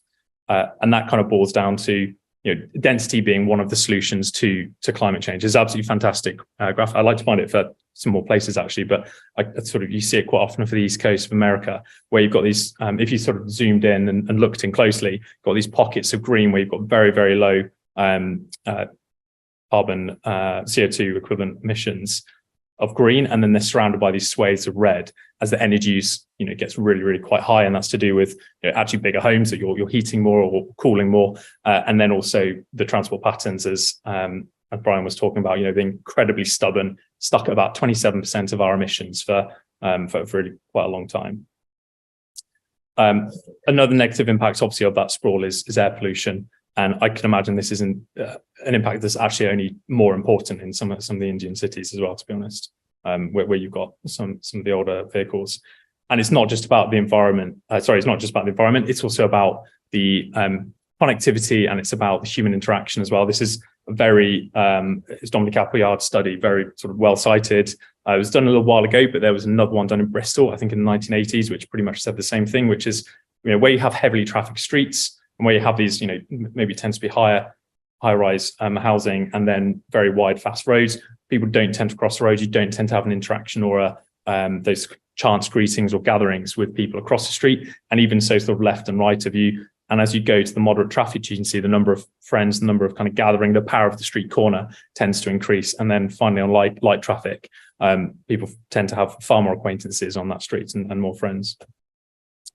So how can we make good streets? One of the key things is, looking to mix it up. This is kind of one of our key rules, is where you can mix things up. People use there's also been a lot of kerfuffle around 50-minute cities, which I think is just 50-minute cities was a very good branding concept to say, have mixed use. Don't just have residential here and have, your jobs here and have your commercial, your leisure in different activities where you have to sort of travel to each one of them. Mix it up vertically, have shops, have businesses, have offices on the ground floor, the first floor, and then have residential above, and then have pockets of residential only, then work, then residential, and keep that all mixed up. And you're going to get much better space syntax scores actually, where you have much more sort of you're going to have far more services within that kind of 10, 15, 5-minute walk of your home. Care about the facade. This is something we're quite passionate about. This is a Happy City project. If you've read Happy City by Charles Montgomery's great book, where he looked at volunteers posing as lost tourists on the left and on the right. And you can see the stats that on the left, 10% of people offer to help outside the active facade, whereas it's 2.2 on the passive. And I think an interesting one, 4 times as many people actually led someone to their destination from the image on the left to the image on the right. So we think this matters. We think colour matters as well. There's some good research around the effect of colour on mood. This isn't as strong as some of the other sort of patterns in improving facades, but this is one from the UK, Sweden, Saudi Arabia, and Argentina. It's a nice shot in Bristol. People do seem to prefer symmetry or near symmetry, and this doesn't have to be sort of every building symmetrical, but it can have a row of buildings that have a rhyme essentially, and they have this phrase we like to use as coherent complexity. You can see some examples here. Don't know if I have the image there, but one on symmetry. If you don't believe that as well, go and when you're walking home, go and stop by a watch shop or try and have a look at a jeweler's, and you'll see they put all the two hands. I think it would be 10 to 2. So they almost make this symmetrical, almost like a face in shapes as well. So that's definitely one that the marketeers have kind of jumped onto. We also did in one of the books that was produced of Streets and Squares, did some machine learning looking at, so it was 1.5 million ratings of over 200,000 images to try and understand, okay, what are the components that make places, we call it scenicness or popularity or beautiful, whatever you want to call it. And we trained this against, we trained the algorithm with some Ipsos Mori polling. And it was, here's some images of places that scored quite low on the out of 5 on the grade. What's quite interesting is quite a few of these had quite a high proportion of trees, and it was in quite a high proportion of open space. And it was just trying to challenge that concept that statistically, if you have a lot of open space or a lot of public space and greenery, that is always a good thing. And what we're trying to argue is it matters much more how you structure this open space, how you structure the greenery. And here's some of the images, clearly not out of 5, actually must have been out of 6, because you've got Soho Square and Old Square up at 5.1. But some of the factors you can see below that actually gave it the scores that the algorithm then said this is a good place. And then when we tested with the polling, people agreed. People tend to like smaller squares with more enclosure. So we're very interested in how can you get the kind of enclosure, people talk about again down to like 1-to-1 or between, and when I talk about that, the height of the buildings versus the width of the streets, rather than getting, too far away where you get sort of a typical suburban, maybe 1-to-5, where you've got 2 stories up and then really quite a long, quite a wide road, parking, front of house parking, verges, and really pushing places apart. And far more people preferred the small square rather than the large square. This is the piece on symmetry and faces. Yeah, so this is an interesting bit of research that Anne Sussman did. I think she's American based, on faces, and that people like to see faces in nature, but also in buildings as well, and they respond to it. And the hotspots here is essentially a pre-attentive cortex, so where your eyes dart to before you've sort of controlled them or decided where to look to. This is the point. You'll see all of these. I think it's 10 past 10. So you've got this symmetrical face-like object in a lot of the watches. I think that's pretty much it, and I hope I haven't run over too much. So this, by the way, this is the same urban block as this one. And we just want to encourage people to ask the questions. How do you feel? Where would you rather be? Let locals decide. It's not for us to decide. A lot of these examples have been European, and I think these are both European as well. But we would always encourage people to work with communities very much kind of at the plan making process, not just at the consulting process. Thank you very much. Thank you. Shall I jump back and do questions again? Yes, let's do questions later. We've got two more speakers. So Savini Rajapakse. There we go. Okay. From the Princess Foundation. So over to you. Yes. Thank you. Okay. Can everyone hear me okay? I'll just close this because I'm not going to share slides. I'm just going to talk at you. So I'm an urban designer at the Princess Foundation. We are, there's a small team of us in the Princess Foundation. We are part of this projects team. Some of my colleagues are here today, actually. So please do come and chat with us later if you'd like to. And our team work on projects around the UK and the Commonwealth and the world, around the world, championing and delivering sustainable urbanization. And what's really interesting for us today, some brilliant presentations and so interesting to hear from so many great speakers today, but it was absolutely fascinating to hear about the SCAD program in Tirunelveli Valley and to hear from Charles about what they're doing there. And I'd quite like to go back to that conversation we were having following that presentation, because what we've been doing have very similar parallels of this sort of community-led, locally led, bottom-up approach to responding and planning for the most pressing, difficult urban challenges that we face, and particularly cities in places like India will face in the future. We have a project called the Rapid Planning Toolkit that we're developing at the Princess Foundation in partnership with a number of our Commonwealth partners, which is a bare bones guide, a very simple, practical guide to implement planning that can be led by local governments, local leaders in the global south to respond to rapid urbanization. And the focus of this project is primarily to equip these smaller cities that have less capacity and less resource with the expertise and the capacity to plan. So just to explain a bit about the context of why we've produced this project and why we've created this program. We've identified that the fastest growing cities in the world globally are in Africa and Asia. And in a number of these cities, the rate of urbanization, which we're measuring by the rate of population growth, but also the rate of growth of the urban extent of the city, so the urban footprints of the cities. They're growing incredibly rapidly, sometimes exceeding 5%, where you have European cities that are growing at 1 to 2%. And what's quite alarming is the scale and the pace of growth that it's happening in so many cities in the global south, so in Africa and Asia particularly, and also that it's happening extremely rapidly, which means that cities and countries and authorities are finding it really difficult to respond, and there is a risk of missing these vital opportunities to create healthy, sustainable cities. So when we look at India, in fact, I'm not very familiar with India myself, but looking at the stats a little bit, we have there are cities such as Kozhikode, in which I think it's known as Calicut sometimes as well. The urban extent of the city is growing as much as 15% per year. the population growth of the city is only 7 to 8%, which means that to a certain degree, the city is also sprawling. And then similarly in cities such as Belagaum, Hindupur, Pune, Singrauli, they're experiencing rates of population growth at 3 to 4%, but also growth in their urban footprints that exceeds 7%.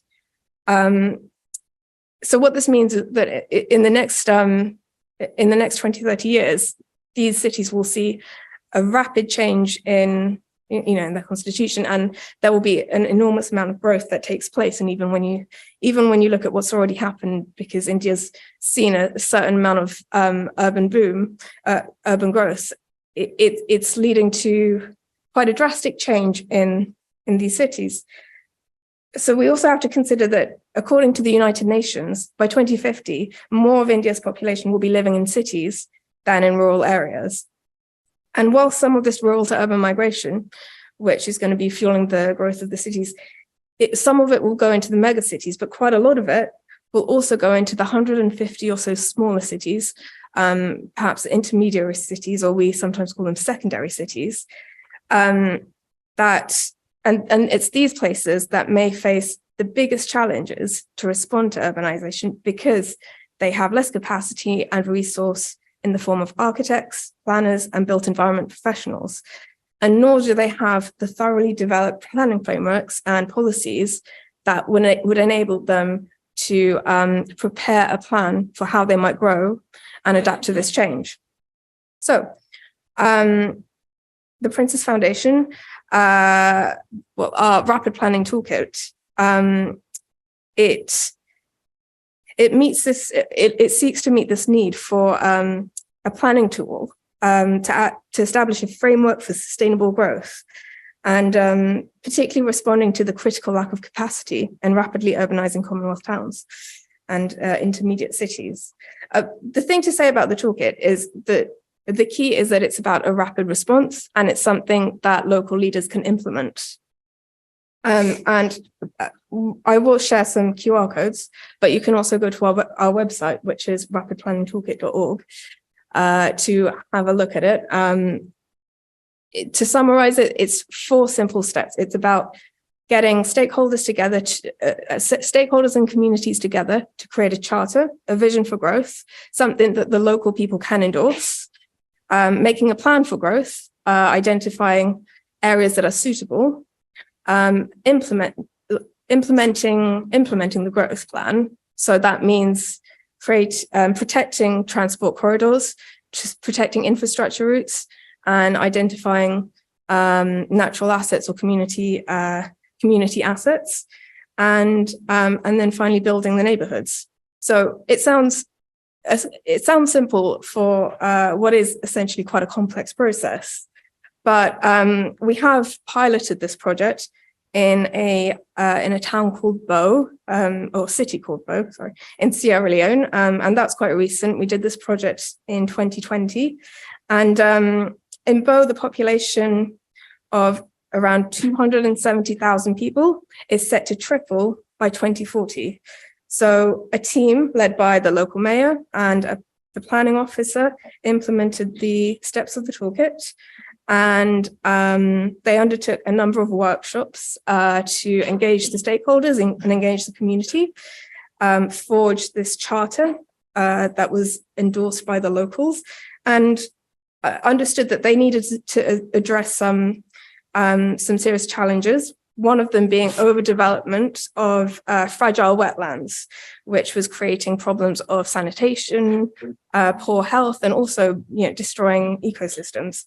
So using the toolkit in just 9 months, the city of Bo successfully secured buy-in and ownership of this growth plan, with communities, landowners, and governments agreeing on this plan for growth, and moving forward to protect blue and green corridors, protect their wetlands, and find key transport routes and spaces for community facilities. What I find quite interesting about how they did this, and what we advocate for, is again, this community involvement. And so one strategy is actually using tree planting. Now, I think you spoke a little bit earlier about how tree planting has been used in India as well, and with SCAD to engage communities and involve the local people. And we found that in Bow, it's a very gentle way of identifying and marking routes, protecting sites, and creating these protecting the assets to stop development from taking over where it's not wanted. So we're also looking at implementing the toolkit in a village in Bangladesh called Kazagon. And this program is led by a joint university program with Shah Jalal and Birmingham University. And they've been undertaking similar workshops in the community. Now, that's a much earlier project, and they're actually putting together an exhibition at the building centre quite soon. But in addition to that, we're looking to kind of implement this further in in other cities in the Commonwealth that would appropriately make use of the toolkit to be able to allow local leaders to create a plan for the growth of their city. And the way we're doing this is we've created a free online set of activities that is hosted by the University College of Estate Management. And it's essentially like a CPD. So anyone can log in, it's free, it's accessible, and you can do the course, and you can do it as an education course or as an implementation course. So that's whether you want to learn the process of, a simplified process of how a city might plan for growth, or whether you want to be an implementer and actually undertake this process for your city.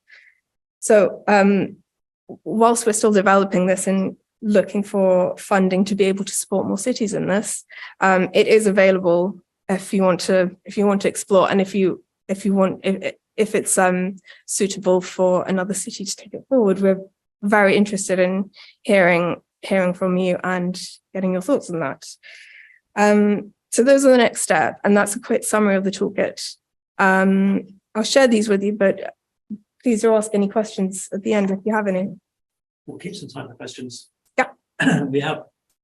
Thank you. We have our final speaker, Roxana Slavcheva, from the Connected Places Catapult, who are looking at twinning with Indian and UK spaces. Thanks, David. Hello, everyone. It's a pleasure to be here, to be invited to speak, but also to close what's been a really fascinating list of speakers and list of talks as well. So just to give you a bit of background before I go into the specific programs that we do in India about who we are. So some of you might have heard of Future Cities Catapult or other catapults. We're a network of 9 actually set up by the UK government to advance a particular sector of the UK economy. So for Connected Places, we're the result of the merger of a very kind of built environment focused one called Future Cities and then transport systems. So we do everything that moves, like literally from drones to railway to incentivizing, more active modes of transport, autonomous vehicles, just anything that really moves. We would do that. That's mobility, but anything that is also stationary in the built environment, and how we use places and how we approach that design and kind of experience for people going through places and place leadership is also another area that we focus on. So you see here, we're kind of a nonprofit. We don't have any kind of skin in the game in the sense that, we tend to produce research and innovation and incentivize kind of the open markets and then the UK economy to be able to produce a lot of the kind of the products and services to address certain urban challenges.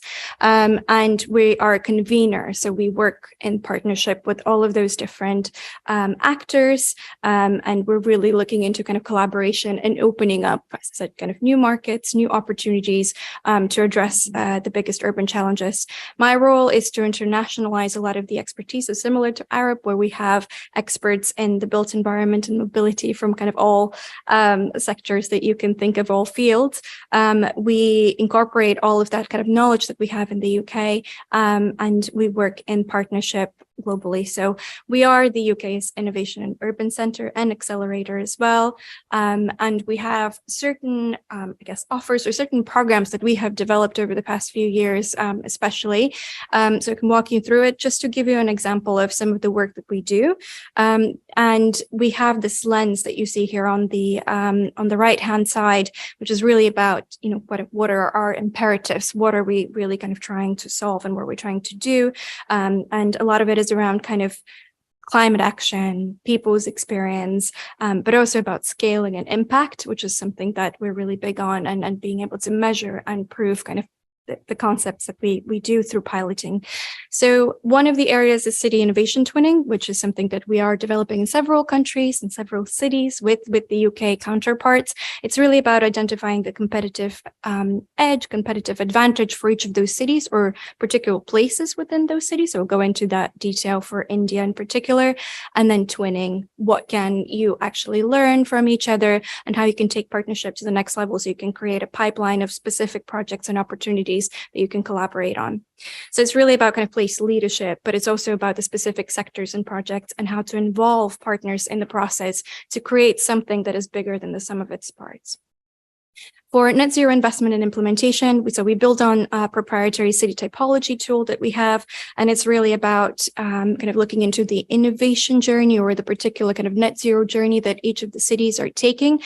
So the likes of Dubai are going to be on a different journey than the likes of Bangalore or London and Singapore. So they're very different in the sense that although there are commonalities based around kind of urban challenges and growth and development, in terms of kind of where each innovation ecosystem sits, that's kind of quite different, and the different approaches to solve the challenges as well. So it's really about kind of understanding, how they can be matched up as well and how they can learn from each other.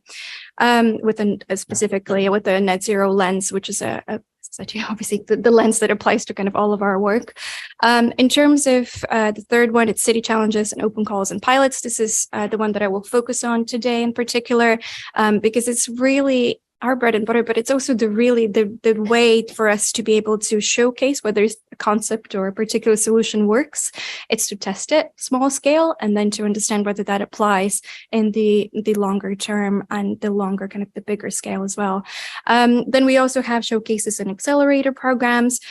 We do a lot around kind of roadmaps and strategy. So we've helped Indian cities in their 100 Smart Cities mission, for example, some 7 or 8 years ago. And it's really about taking that strategy and roadmap now and seeing how we can implement it. And that's the next stage we're at now after the funding from the national government for all of those smart cities programs have dried out or run out. It's how do we work with the cities to be able to find a sustainable business model in order to kind of take that forward and implement some of those kind of roadmap recommendations.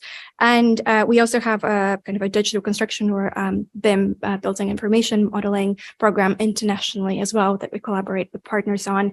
And it's really about kind of delivering on the smaller scale, on the building side as well. So to give you an example of some of the piloting work that we've done, this is an award-winning program that we ran in partnership with other Catapults as well, and it's called Innovating for Clean Air.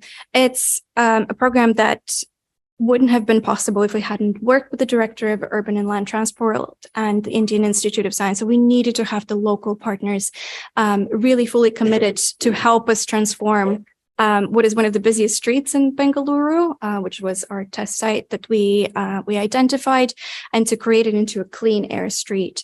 So the challenge we were given, and this is a UK government funded project, by the way, the challenge we were given by the city authority is there's a lot of congestion. There's, obviously polluted air. It's something that, cities around the world, but especially in India, are quite known for, suffering from. So what can we do that is both effective, that it kind of, obviously addresses the challenge, but it can also integrate some technology, some kind of community enhancement and kind of benefits that can be reaped as well on the back of that intervention, and how it can really hit what I call the the triangle of happiness, which is really kind of the how sustainable development really is defined, which is looking into the economic, environmental, and social aspects as well. So we created a challenge, an open call to UK and Indian partners to help us solve this challenge. Which is, polluted air in Bangalore. And what we got in return was all those solutions, kind of behavioral kind of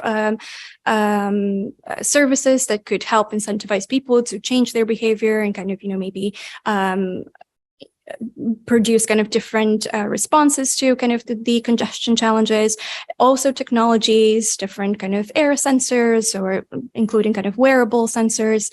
And we just kind of focused on the two tracks. So one was around air quality per se, so kind of around the measurement of it. And the other was around incentivizing people to use different modes of transport. So active modes of transport and basically electric modes of transport will be low on emissions. And so those are the companies that we collaborated with. We turned the test bed and we basically pedestrianized the street for a weekend. And this was during the pandemic. And it was hugely successful. It turned into a festival. So again, it hit the three: the social, the economic, and the environmental impacts that we were hoping for, in the sense that there were impact assessment studies that took place, and the air quality had improved as a result of the pedestrianization. It also led to, as a result of kind of, people not being allowed to have motorized modes of transit, so only kind of electric vehicles or active modes of transport were available. And there were also street vendors. There were people kind of interacting and using the space in a very different way, which kind of helped with the kind of community aspect and the social aspects. So there were well-being surveys being undertaken by researchers on kind of how people use the space, and their kind of well-being had improved as a result of the change. And the economic aspect, as I mentioned, street vendors and just more foot traffic, actually, people using the space in a very different way as well. So this had proved, you might think that it's quite simple, but in the sense it took a lot of partners to make this happen. We wouldn't have been able to do so otherwise. It was really about creating kind of a partnership bridge between the technologies and the innovators, kind of the local innovation ecosystem that we sponsored through this pilot, both in the UK and the India side. It took a lot of kind of, big corporates and some other international partners as well. And so there were two small videos which we can't play now, but basically this was taken in December of last year. And although the pilot ran its course, it was actually active for much more than a weekend. So it was definitely seen as a beneficial kind of improvement to the urban fabric, and in particular place. It is still used that way. So de facto, it continues to be used that way on Sundays, especially. And there's still a lot of kind of economic activity. It's less motorized traffic being used. And so there's a lot of questions that this kind of raises, and I'm sure there will be some questions from the audience around kind of, is this just diverting traffic? Is this kind of like a low, like an LTN, similar to kind of other schemes we have? But it's really, it's a way for the city to reimagine how the space can be used differently. What we found in India, especially, that it is very difficult for kind of authorities to think differently than, okay, we just need to build more highways. We just need to kind of, really focus on the need to kind of grow the city and the demand that is being put, from kind of, the citizens on using the space, for them to be able to kind of commute better. But this gave them a sense to kind of envision the reality of how the space can be used differently. And that had opened up a lot of opportunities for them kind of think about then how the urban traffic and how to incentivize kind of more active transport can change over time as well. What we're trying to do with a new pilot that we're launching is to do a similar kind of scheme where it's not so much focused on the pedestrianization aspect, but it's really more around, again, kind of similar schemes that exist already around kind of shared e-mobility, specifically focused on two-wheelers, which, as we've heard, is the predominant mode of transport in a lot of the Indian cities.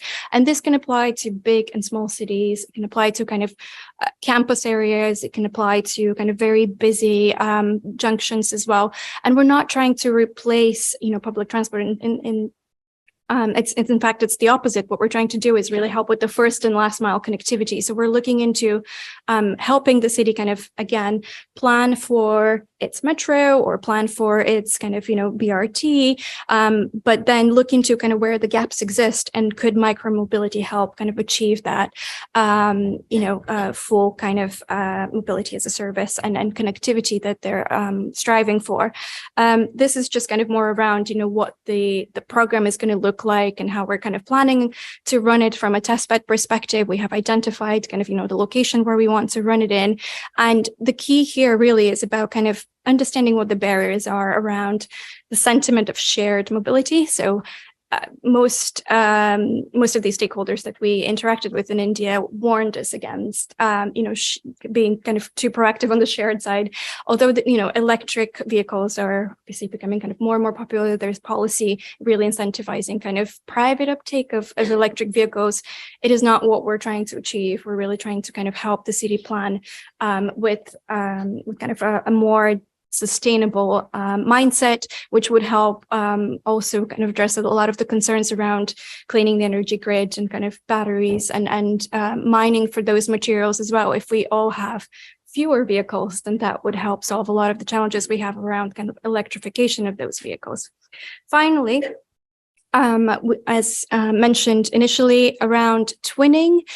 So this, again, a lot of information is kind of given here, but about place-based innovation twins and what that means. It is a concept we're still developing, actually. So we came up with the idea that there is a huge interest. We have heard from kind of Indian cities understanding what has gone well and where, the lessons are learned from some of the development projects here in the UK. So we had interest from two cities like Kolkata and Hyderabad in particular on some of the regeneration and kind of innovation activities that have been happening in Manchester and in London. And so we use those case studies as examples of kind of place leadership as a kind of overall like place approach to a certain area of development, and then particular clusters that could be of interest to then share learnings across the board. And, likewise, the UK had been given a lot of really great examples from the Indian cities on how they're managing their kind of cultural heritage and kind of different regeneration strategies around that as well. So what we're really trying to achieve through this kind of partnership, bridge, and innovation twinning approaches is to be able to look into the assets that each city and each place has.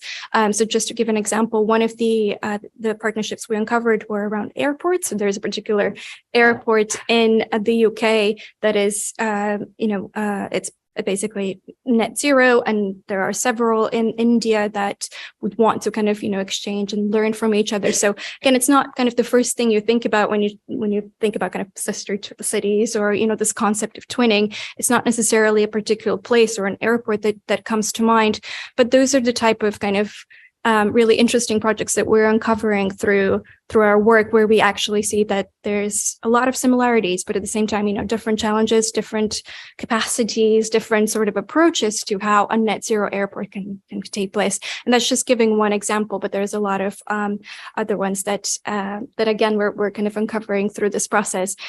So just to summarize everything, or to at least kind of hammer in one point, talked a lot about kind of pilots and the importance of partnerships and specifically local partners, of course.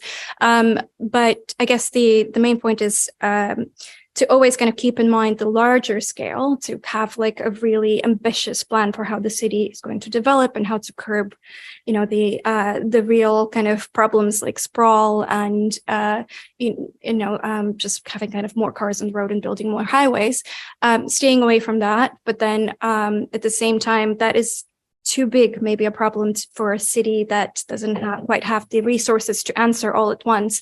So then to look into specific kind of more piecemeal solutions that can be tested and applied, and then create the roadmap for how that can scale over time. And that's Connected Places Catapult in India. Thank you.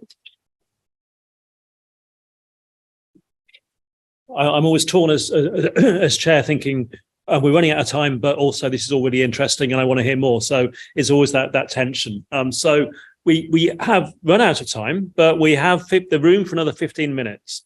So with your agreement, if you're happy to take that 15 minutes as a questions, but also comments. I'm always happy for people to say this is not so much a question as a comment. I think that's fine. But please, we've got the speakers all still here. If you want to ask a particular speaker a question, please do so. Otherwise, if you want to make a comment on what you've heard, please do. So who would like to go first? Robert at the back. Did you catch that, Brian? I think the question was what happens when the consultation contradicts what the computer says. Is that broad? Do people get data? Oh, do they get the information from the computer prior to the consultation? Well, that is one of the great challenges of the organisers, is to locate the appropriate data.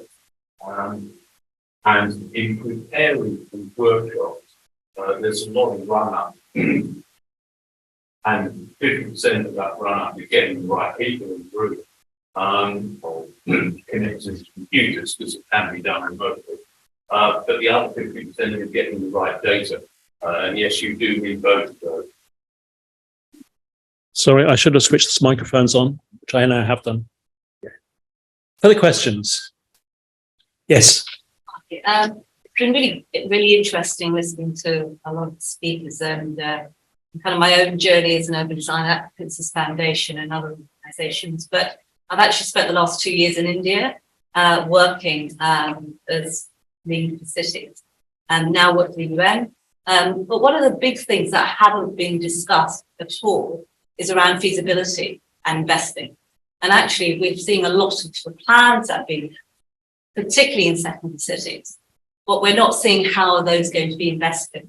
And so investment and how do you secure investment into impactful projects is a big challenge. And the organisation I work for, City Alliance, that's probably our biggest challenge, whether it's about India or Africa. So investing is one big thing that we haven't really discussed. The second thing is around governance. And, you know, governance is a big issue. So you may get the government involved, actually, but actually, how do you give certainty, confidence, credibility to those projects so that they can be invested? Because, you know, public sector, we just don't have that sort of level of funds.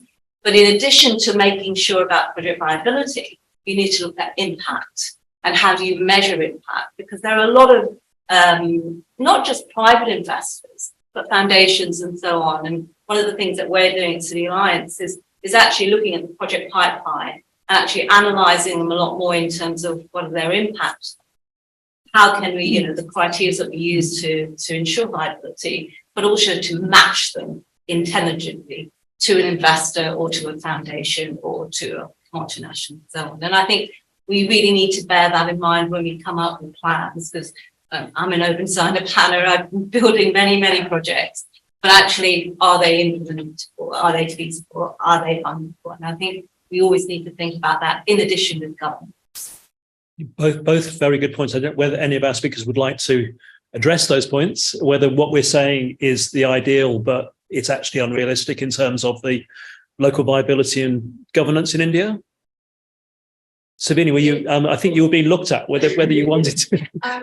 So I think just speaking on behalf of the Foundation, which is rather than taking that top-down approach, which does come into a lot of roadblocks because of governance and because of, I guess, maybe bureaucracy, but also the inability for, at a national, regional level to have the flexibility to adapt quickly to specific situations and specific challenges that are in many cities that are, have big different contexts and different challenges. That's why the toolkit that we developed, the rapid planning toolkit, is specifically designed for local level facilities.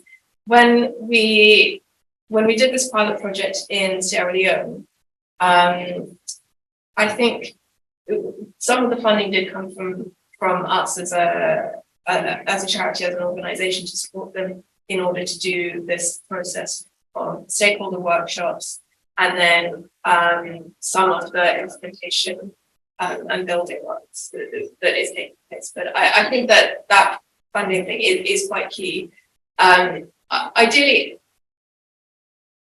I think what we try to acknowledge is the fact that in the global south, the lack of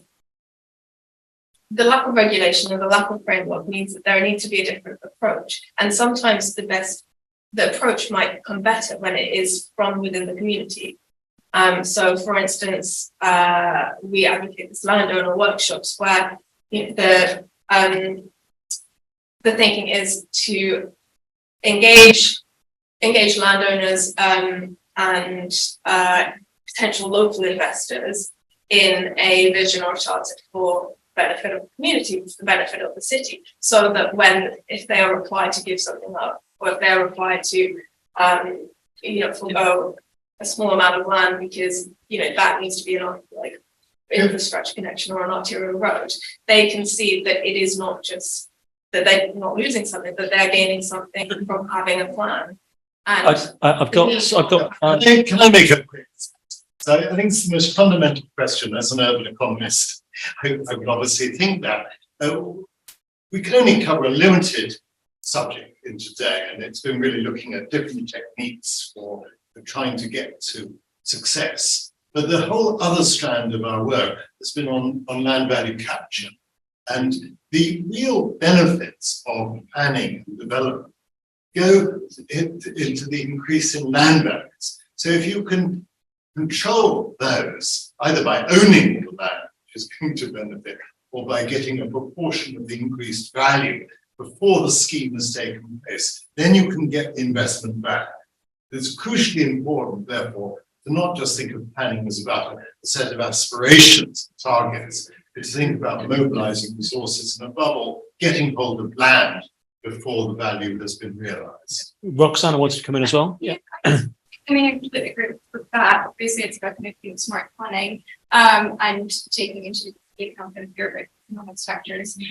But just very, very good comments. So one is around the money is there, so it's not about the lack of finances. We all have, every government I talk to, they don't say they don't have the money. They're just spending it on different things and prioritizing it differently. Sometimes on building roads, and you build it under.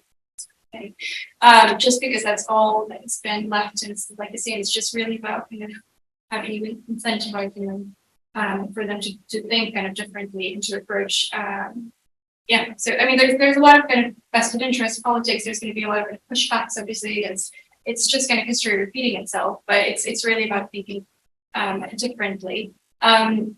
Then the second point was around, I mean, it's definitely going to be how do you incentivize the investment in the right projects as well, and how do you make that sustainable?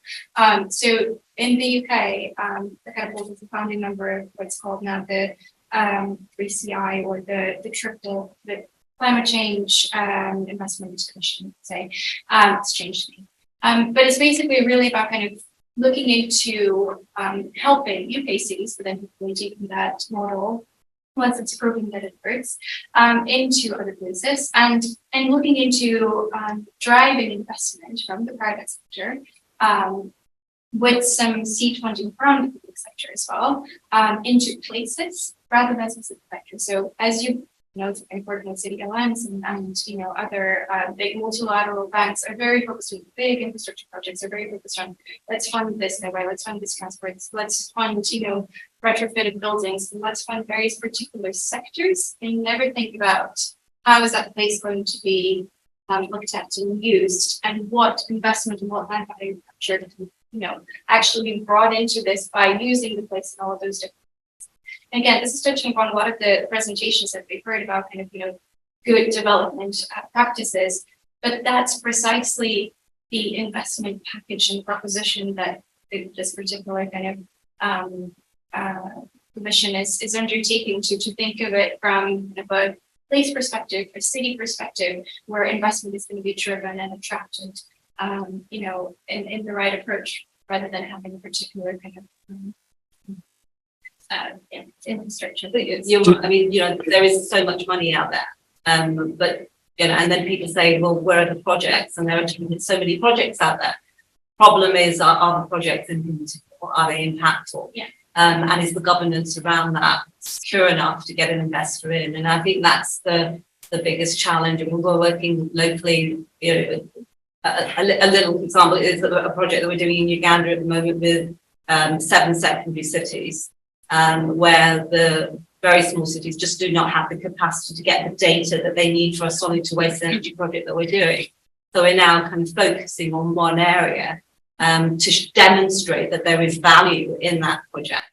Okay, I've got 2 more questions. We need to keep at least 2 more questions, if not 3. Let's keep them quite brief and snappy so that we can get everyone in. So, gentlemen here, well, both of you, I was going to cover this. So, yeah, there's talk about rapid urbanisation, and with that comes how you're building houses to accommodate these people, sustainable as well. And there's no talk about how the growth you are going to build.